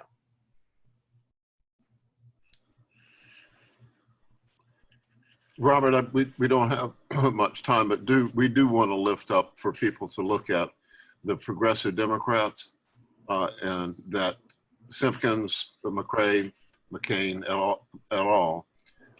By being completely closed out because of the white primary, it started a political party, and it was the South Carolina Progressive Democrats. And that Bernie Sanders didn't make the progressives up. And that when you ask people, well, what southern state sent a delegation to the national convention of the Democrats and they wouldn't seat them? And everybody goes, Fannie Lou Hamer and the Mississippi Freedom Party in 1964. Well, they overlooked the fact that in 1944, there was an organized delegation that went from South Carolina, from the South Carolina Progressive Democratic Party to it was in Chicago also, the Chicago Convention, and they wouldn't seat them. And the organizing of the South Carolina Progressive Democratic Party in the early 40s, they had some people of little color in there. It was a multiracial group, and it didn't win anything, but it also didn't get written down in history. So I wanted to point that out, Robert. And the white-only primaries, we're going to have to stop before we get past 1945, because that's when the soldiers start coming home, and we lead up to the Southern Negro Youth Congress in 46. But you want to speak to the white-only primaries in the Elmore case. Okay, so very quickly with the whites-only primaries. So think about the laws we talked about this evening, the voting laws. They mostly revolve around general elections or state elections. Democratic primary throughout the South, though, was often a whites-only primary. And the thing is that really matters for two reasons. Number one, it limits who can be involved in the Democratic Party. And number two, the Democratic Party primary elections in the South were, for many years, the only real competitive elections across the South. If you won the Democratic primary that summer, you were going to win the general election 100 times out of 100. And so African Americans across the South knew they had to participate and find a way to get in those whites-only primaries to have any sort of chance of having real political power. Now, in 1944, in Texas, there is a case that gets to the Supreme Court, Smith v. Allwright, which basically argues that the whites-only primary is unconstitutional. Now, remember, this is 1944. It's at the height of World War II. And the argument being made by this point is that the Democratic Party is being, ironically enough, undemocratic in limiting the primaries to whites only. Now, Democrats actually argue out of Texas, other southern states, that, well, we're a political party, but we're also a private organization. And so we have a right to limit who can and cannot participate in our particular primary elections.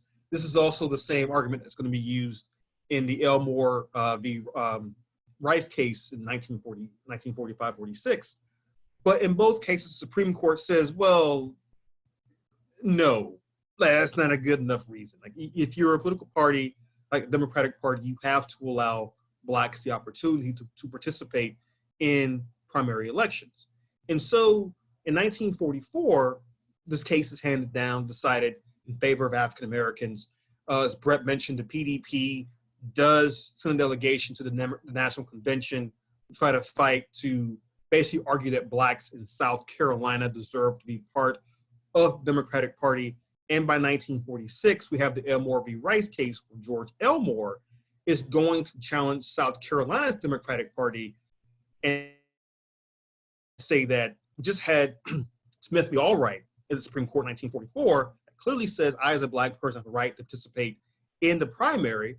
And Elmore, again, keep in mind, Elmore theoretically has the law on his side. But as I've said before, and I'll say it again, the Supreme Court, the laws of Congress don't mean a damn unless the federal government actually enforces them. And so Elmore v. Rice is an attempt to push people to say, hey, we just had the Supreme Court ruling, let's actually enforce it in South Carolina. Now, despite the fact that the Elmore v. Rice case does lead to thousands of Blacks participating in the state Democratic Party in South Carolina, Elmore himself, who was a business owner and a cab driver, does suffer economically for being the person, the point person, and the face, really, of the attempts of African Americans in South Carolina to participate in the Democratic Party. But I want to end here because, as Brett said, you know, we're moving into talking about Southern Negro Youth Congress, talking about the post-World War II period. Next week only spans 1947 to 1954. You're probably thinking, wait, we've done 200 years in two classes. Why only 7 years for next week? Because a hell of a lot happens in those 7 years. But I also want to stop here because what you're now seeing in South Carolina and across the South by 1945-46 is you have thousands of Black Americans finally participating in politics via, ironically enough, the Democratic Party, and B, you have thousands of African American men and women coming back home from overseas who have fought in World War II. They've seen Europe, they've seen the Pacific, they've seen South Asia, and they're thinking to themselves, when I come back home, I've just spent the last few years of my life fighting for freedom abroad. There is absolutely zero chance in the world I will let the United States treat me like it did before the war began. And so that's setting the stage for this time period from 1946 until 1954, a period of American history that is incredibly rich, especially for South Carolina, in talking about race, class, gender, communism, socialism, all the isms and asms you can think of. Any questions? Robert, while the crowd is gathering their thoughts to ask questions, I'm sure they have some. And y'all can stay around. We'll answer your questions until we get tired of talking. But I wanted to show you something that's in the cover of the Modjeska Simkins book that Becky wrote that you can get online. This is a letter from Modjeska to Governor Johnston, and she spelled his name Johnson, and I think that was probably it's Johnston over here. But this letter was written from her house at 2025 Marion Street, where our office was for 15 years, and now we're next door, in 1944, because that Johnston, when after Texas and Georgia had their white-only primaries struck down by the Supreme Court, Johnston called a special session of the legislature, and they changed, and I've read different this says 147 laws. I've read different numbers because the many pieces of the law touch other pieces of the law, but they changed all the laws in the state code to make the Democratic Party a private club. And this private club thing was certainly big in those of us that are older, that grew up in South Carolina, and you go to private clubs and you can be racist. And you could be a racist if you turned your party into a private club. And so Ms. Simpkins in this letter challenges the governor to debate about the inherent supremacy of white people versus black people. And the governor did not respond. And so she declared herself a winner. But that kind of set the stage, the stuff that happened in the late 40s with the end of World War II, with the black soldiers coming home from fighting Aryan supremacy and returning to Jim Crow. Turn the heat up. And that's going to be the topic of the next exciting installment. And you must read your study guide. There will be a pop quiz. Questions? Brett, did I interpret an email from you accurately to mean that we would extend the conversation this evening past 8:30 for those who wanted to hang back? Yeah. I've been storing up some notes to ask questions along the way. Why don't you wait and see if somebody's got to go first that has a question? You and I'll be here for a long time. Please do. Can you hear me? Yes, Tiffany. Yes. Okay. I sometimes my microphone works and sometimes I have to plug in that ugly little headset. So we're talking a lot during this period about white people and black people. But there's other people in this country at this time. We still have a Hispanic population, and we have a small Asian population at this point, and we have, a large Native American population going on. What is the dynamic there that's at play specifically in South Carolina? I know a little bit about what's going on in Florida kind of during these movements, but how would you be relating all of this to that, I guess? The laws that were made that South Carolina operates under going back, well, I mean, you can go all the way back to the founding of the colony, but certainly the 1895 Constitution, were at a time when people of color were the largest, black people, not just people of color, but black people, were the majority population in South Carolina. And so the laws were made explicitly directed to that. And they would apply to other peoples of color. Perhaps one of our other historians could speak to their application to, say, Chinese, we didn't have the Chinese influx they had in some of the Western states. But the kind of one shoe fits all of white supremacy was that if they, it was protecting the hegemony of white power, and everybody else got swept aside, but the largest group to sweep was black people. And so there was a focus on that in South Carolina. Any other? If I could interject with actually some personal experience. Growing up in rural South Carolina, there were people who were classified, much like the apartheid South Africa. When I was a teenager, I worked as an orderly, and there was an exchange student at Coker College from Brazil who was darker than me and had the same grade of hair than I had, and his features were not much different from mine. And he got into an automobile accident, was hospitalized, and he was classified as dark white. And, you know, he enjoyed all the privileges and so forth enjoyed by the white population at that time. So that when you look at Hispanics, they were probably judged based on their appearance, whether they were, quote, white Hispanics or, quote, black Hispanics. And that little piece of information just is something that has always stayed with me.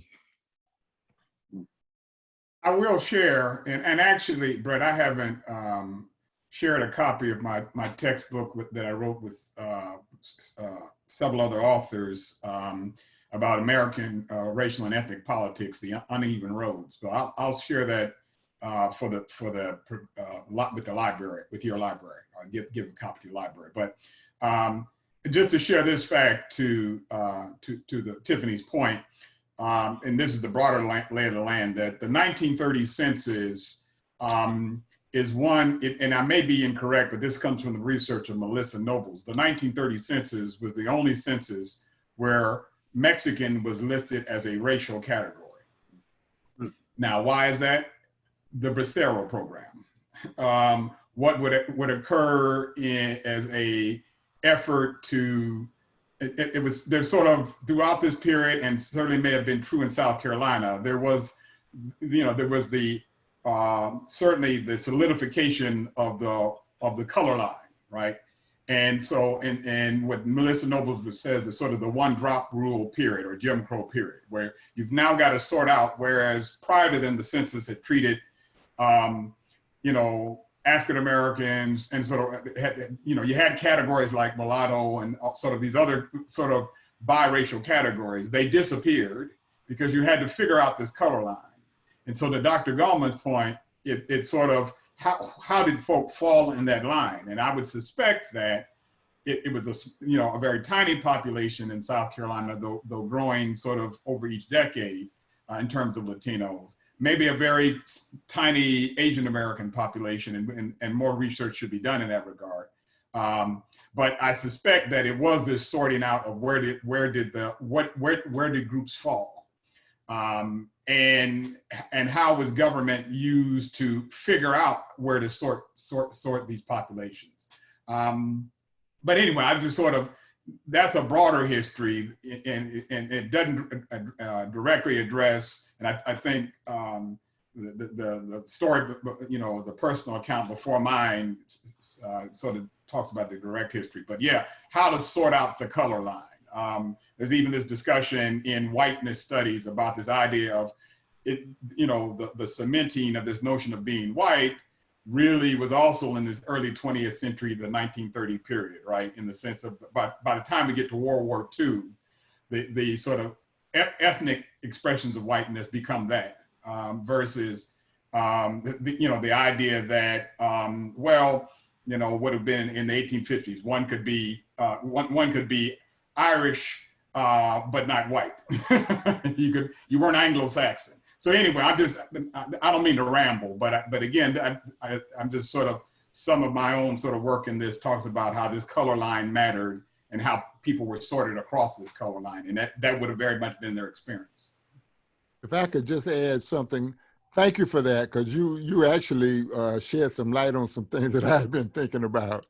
But I mentioned earlier this whole idea of eugenics, and Madison Grant actually, and Harry Laughlin and a whole group of those folk during the early part of the 20th century defined different groups.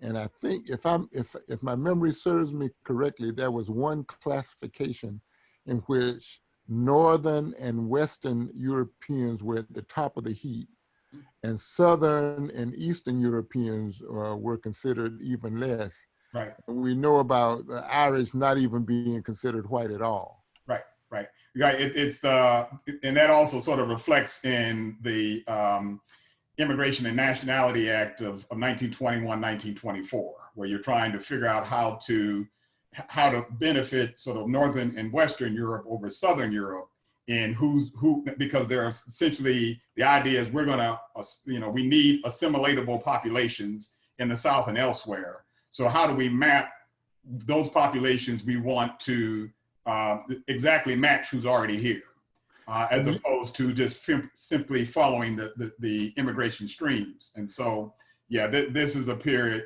again, I think it does go back to Tiffany's question about, and I know she didn't ask it, she didn't ask this question, but I guess the broader question is, how are people being sorted across this color line? And and that whites as well are those who are presumed to be white or something close to white.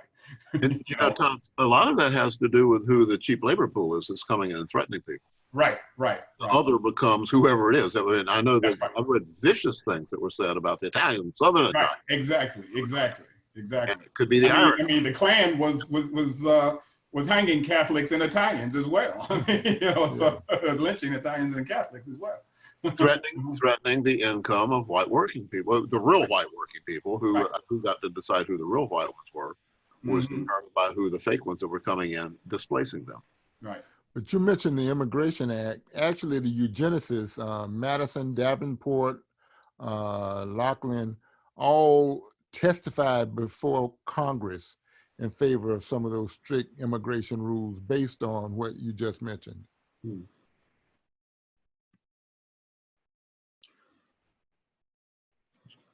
Yeah, I very, very briefly, I do want to mention that I did mention a while back that even Coleman Blees actually plays a role in some of these immigration laws. In 1929, he actually pushes to criminalize crossing the border as an undocumented immigrant, which is Section 1325 of our immigration laws now. And going back to the 1895 Constitution, they did have who was actually Black, because they realized, well, if you're going to pass segregation laws, you have to define who's actually a Negro under our state constitution. And even Ben Tillman is like, hey, we can't go too far with that because a lot of us might be Negroes if we aren't careful. So even the idea of, and this is actually a big part of whiteness studies, as Dr. Shaw mentioned, and the idea of ethnicity eugenics, as Dr. Gallman mentioned, this idea of who is white changes throughout history too, especially in the United States. And certainly by World War II, that idea has been changed because of the war, and also because during New Deal and World War II eras, you have a conscious effort by the US government to really clamp down on dissent by saying we are all Americans, we're all unified under this American flag, under this idea of patriotism, which then includes these ideas of whiteness and white identity. Thank you, Robert. We've got 23 people left here before we take Cecil's comments. Here, nobody's raising their hand, but they're still wrapped. We've got them, Cecil, go for it. Several points came to mind while listening. But the most recent one, in listening to Dr. Shaw and Dr. Gallman's comments most recently, this question has plagued my mind for a long, long time. Having grown up in North Carolina and now being a South Carolinian in the last 18 years, when you consider the period from Reconstruction through the period that Dr. Greene covered this evening, how were poor whites, folks who on that Madison scale and Laughlin scale, who would not have been considered genuinely white at the top of the heap, how were they through all of that period persuaded to, I'm going to use these colloquial terms, keep their place or accept their place, accept being lesser than? And are there good sources that talk about the psychology of these poor white folks during that time, who being told, you not really white and you're not really worthwhile as these others are worthwhile, that they accepted sort of the bridle in their teeth? I haven't read anything that said that they didn't say you're not white. They just said, we don't want you, whoever the you was, whether it was Italians or Irish. And I don't recall, and this is a whole question of like whiteness, it determines what whiteness is, but I think that those distinct ethnicities or even just regional, you know, where they were from, was the term that was used as opposed to white. Shaw, Gallman, somebody? I'm thinking particularly here in the state, here in South Carolina. Are there any source materials? Well, I'm not, there are some, I can't call them to mind, but one of the things that that I was always taught by the people around me was that even during the Civil War, all the way up until the 20th century, it was a matter of degree. You're not as good as us, but at least you're white, and you're better than. So that type of logic apparently worked, because when you look at the institution of slavery, for instance, most of the overseers came from that class. Mm-hmm. So that they accepted the superiority of the landowner, but they also accepted their superiority over the enslaved Africans. Okay. Which is a nifty psychological trick. Right. It's a tremendous sleight of hand, especially when considering the overlay of economics. You don't have pennies in your pocket. Right. You don't have pennies on your table, but you're better than? Well, and the problem is, and as Robert and Brett has referred to, the problem is that populism populism, farmers' rights, workers' rights in the South there's a debate as to, are these white rights, you know, interracial rights? Whose rights are they, right? And so if in fact you can say, as in the Tillman sense, we believe in populism, we just believe that you keep the Negro down so we can make some distinction, then that's sort of like the psychological booster to say, yes, I believe that we should fight for the democratic rights of us as working whites, and we can still maintain a separation with them because they are a competition, right? I'm reading for this Black political thought class. I'm reading the works of Claudia Jones, and Claudia Jones points out in her own activism as an African-American communist who was brilliant about the ways in which she did, and then of course Du Bois before her, the ways in which you divide the working class by race, and then you can legitimately, you know, working rights, the rights of the quote unquote ordinary man is defined as white rights, you know, as opposed to, and I won't argue that it was seamless, because there is also this history of attempts to make interracial alliances across farmers unions and farmers alliances. And so, but they don't win out, right? And so that's why Du Bois, you know, Simkins, others would argue for this idea of, well, if you're going to really talk about the working class, let's acknowledge race and racism as a problem. And so at least to that broad point, Cecil, again, the South Carolina reference is very important here, but to your broader point, that's the dynamic as I understand this political history that's going on. Thank you for mentioning in your last remark about the Farmers Alliance. Are there any good source materials or authors who have covered the attempts of Black and white farmers to unionize here in South Carolina? I've seen references made to attempts in the early 1890s, as early as 91, 92, Okay. which Tillman, of course, would have opposed. But only these sort of tangential references. Do you know of anybody who's done significant study into the attempts to unionize and why they didn't go anywhere, or opposition to them? I don't, but you know where I'll start. And unfortunately, I don't have my library here at home. I have my library at the office, which I have to, put a suit on to go get. But one place I would start is looking at the references of Robin D.G. Kelly, the book Hammer and Hoe and Black Alabama Communist and Workers Movements. Kelly did some very significant work in that very excellent book about labor organizing, but also communist organizing, progressive communist organizing in the Deep South.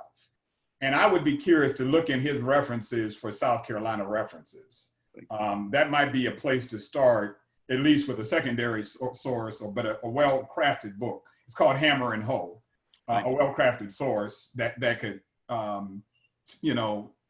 see if we find South Carolina references. I'll turn it over to my historian friends to be a little bit more direct, but that's one place I'd look. Thank you. Well, I will say that the historiography on populism in South Carolina is a bit weaker than other states, quite simply because populism was not as powerful in South Carolina as it was in, say, Georgia or even Texas. It was important, to say the least, but the best places to look for populism, specifically about South Carolina, it's often written about in conjunction with other Southern states. So, for example, your C. Van Woodward's and his Ordinance in the New South has a good bit on South Carolina, but he kind of downplays it because he says South Carolina did not have, say, like Georgia had Tom Watson, right? South Carolina doesn't really have that same kind of populist leader. Instead, you have folks like Ben Tillman here. You could look at a good recent book on populism. I'll put it in the notes or the Zoom chat as well, is Charles Postal's The Populist Vision. Now, the Populist Vision came out in 2008 or so. But what makes his book different, it probably mentions South Carolina in passing, but what his book does do is it does make a case that the populists at times try to unite with other like labor organizations across the country. And that's usually not talked about or mentioned very much, but as Todd mentioned a moment ago, their big problem was that they were always divided by race, especially in the South, and how to deal with that issue of race. Now to your broader question about, really quickly about whiteness and labor and such and identity in the South, Daniel has posted some quotes from Du Bois and Marx about that in the chat.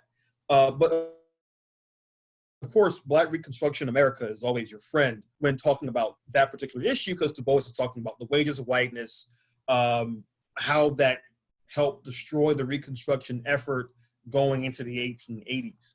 But certainly it's part of a debate that a lot of African-American activists had for a long time. I mean, even just to give you an example from a more recent era, there is a documentary called The Second American Revolution, which talks about the Black Panthers in Chicago. And there's a clip where a Black Panther Party member is talking to poor whites in Chicago. And he's saying to them, what can I do to make sure we can work together? And he asked them, what are the issues that you as poor whites, folks who were the sons and daughters of people from Appalachia who moved to Chicago, he's saying, what are your issues? And they list them. They say, we live in poor housing. We have police brutality, so on and so forth. He's saying we have the same issues in the South side of Chicago as Black people. So again, people have been arguing about this for a long time. And I think your question is that because in the Modjeska School, that's also an issue that we're hopeful that you guys will deal with and wrestle with as well. That Panther in Chicago was killed for that too. Oh yeah, exactly. No. Taking your point that populism didn't take off in exactly the same way in South Carolina as elsewhere, it's always been my theory that conservative populism took off like wildfire here the couple of examples that come to mind are Tillman with the Grange effort against, when he pitted the Hamptonites, the Bourbon Restoration as the bad guy, he was able to succeed with populism. And then Cottonette Smith and the Lintheads was able to succeed with conservative populism, where progressive populism hasn't taken off here. And I don't know of a good source I don't know if any terrific study's been done into that, but I'd love to read up on it if some has. I had another question here. Oh, Dr. Greene, going back to your discussion of the progressive era, because of the condensed time period, we sort of jumped over Manning, Richard Manning. But my question is, are there good examples, though, of progressive era successes in South Carolina? I'm thinking particularly of child labor laws being passed, and a little bit of expansion in public education, though not great, gangbuster expansion yet. Are there others? Are there other good examples? Well, it's really Manning primarily who is the best example of that. And his progressive leadership from 1911 to 1915 or so, you do see movement on child labor laws. You do see movement on some attempts at economic modernization in the state. That's what they're especially keen on, really emphasizing and pushing. But the thing about the progressives in the South, as I think you probably know this, is that even the progressives across the South, they often have a hard time getting on the same page on some of these big issues. And that actually really hurts their movement, because by the 1920s, when there's this national wave, really a much more conservative wave, the progressives in the South have really used up most of the time they had as leaders amongst the South and in Southern state houses. So I think Richard Manning, he's really the best example of that in South Carolina, the progressive governor who acknowledges that folks like Coleman, Blease, and others, while they were able to cultivate these white working class voters, they aren't really doing a whole lot for them economically. Say what you will about Ben Tillman, and a hell of a lot can be said about Ben Tillman.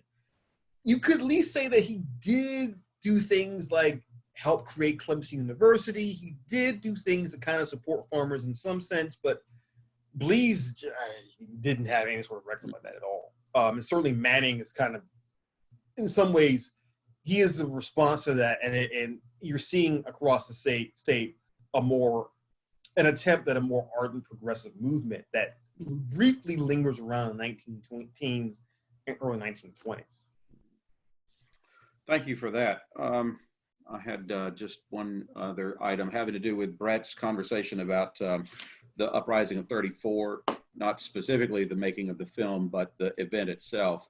I read about the state government's response to that strike while it was underway, and that the governor at the time, Ibra, am I pronouncing this right? Ibra Blackwood, the one before Olin D. Johnston, Ibra, called out the National Guard, as other Southern governors had in 29 and the striking period from 29 through 34, but not to protect strikers, instead to protect the scabs who were crossing the strike lines to get into Shakola Mill at Honeypath, and was praised by the business community for doing that. Do you intend to revisit elements of the textile strikes in next week's period? And in a broader sense, do you intend to have further conversation about Roger Milliken's role?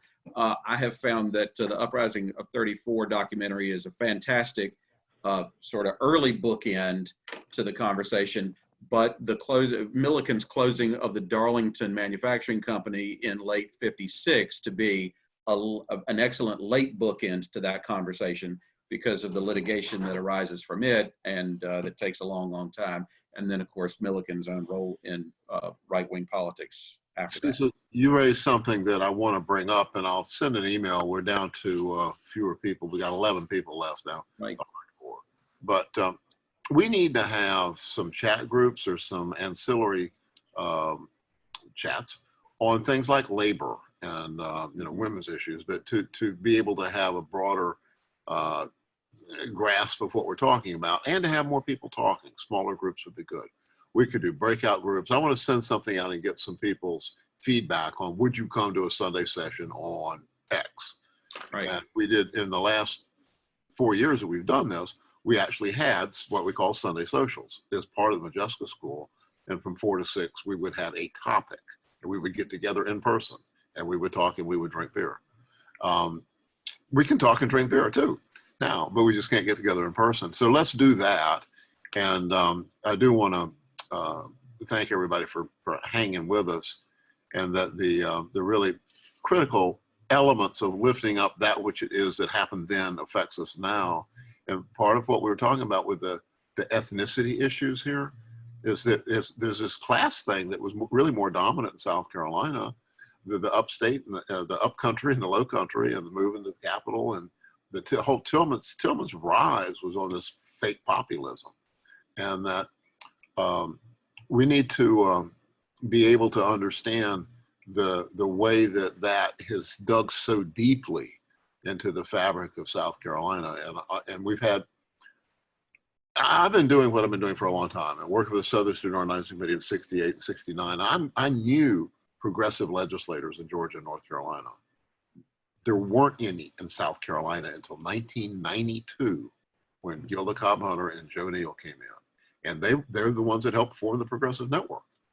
There is something about the fact that we were the only slave economy that had their finger on the scales of justice from the 1600s that really has held this state back.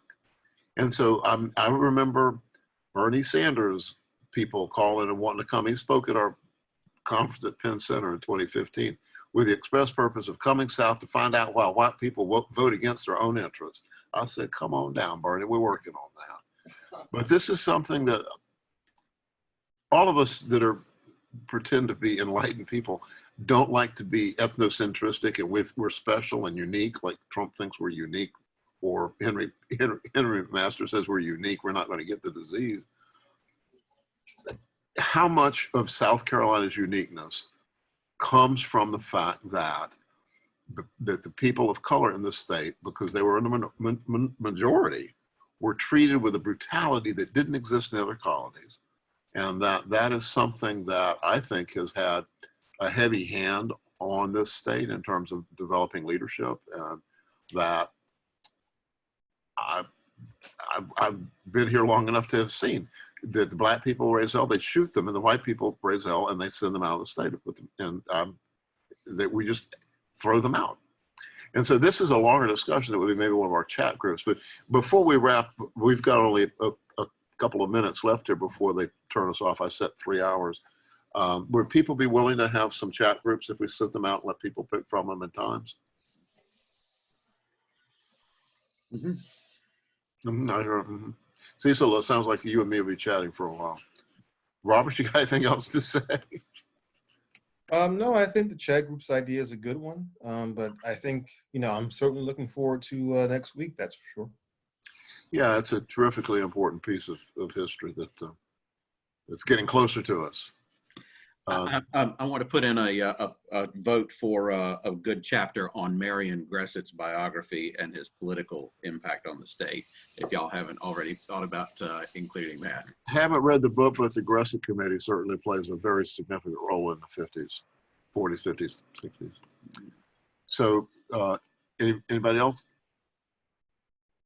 Well, thank you all for hanging, coming, being, and we will carry on. Thank you all. Good night. Good night. All right, good night, everyone. Good night.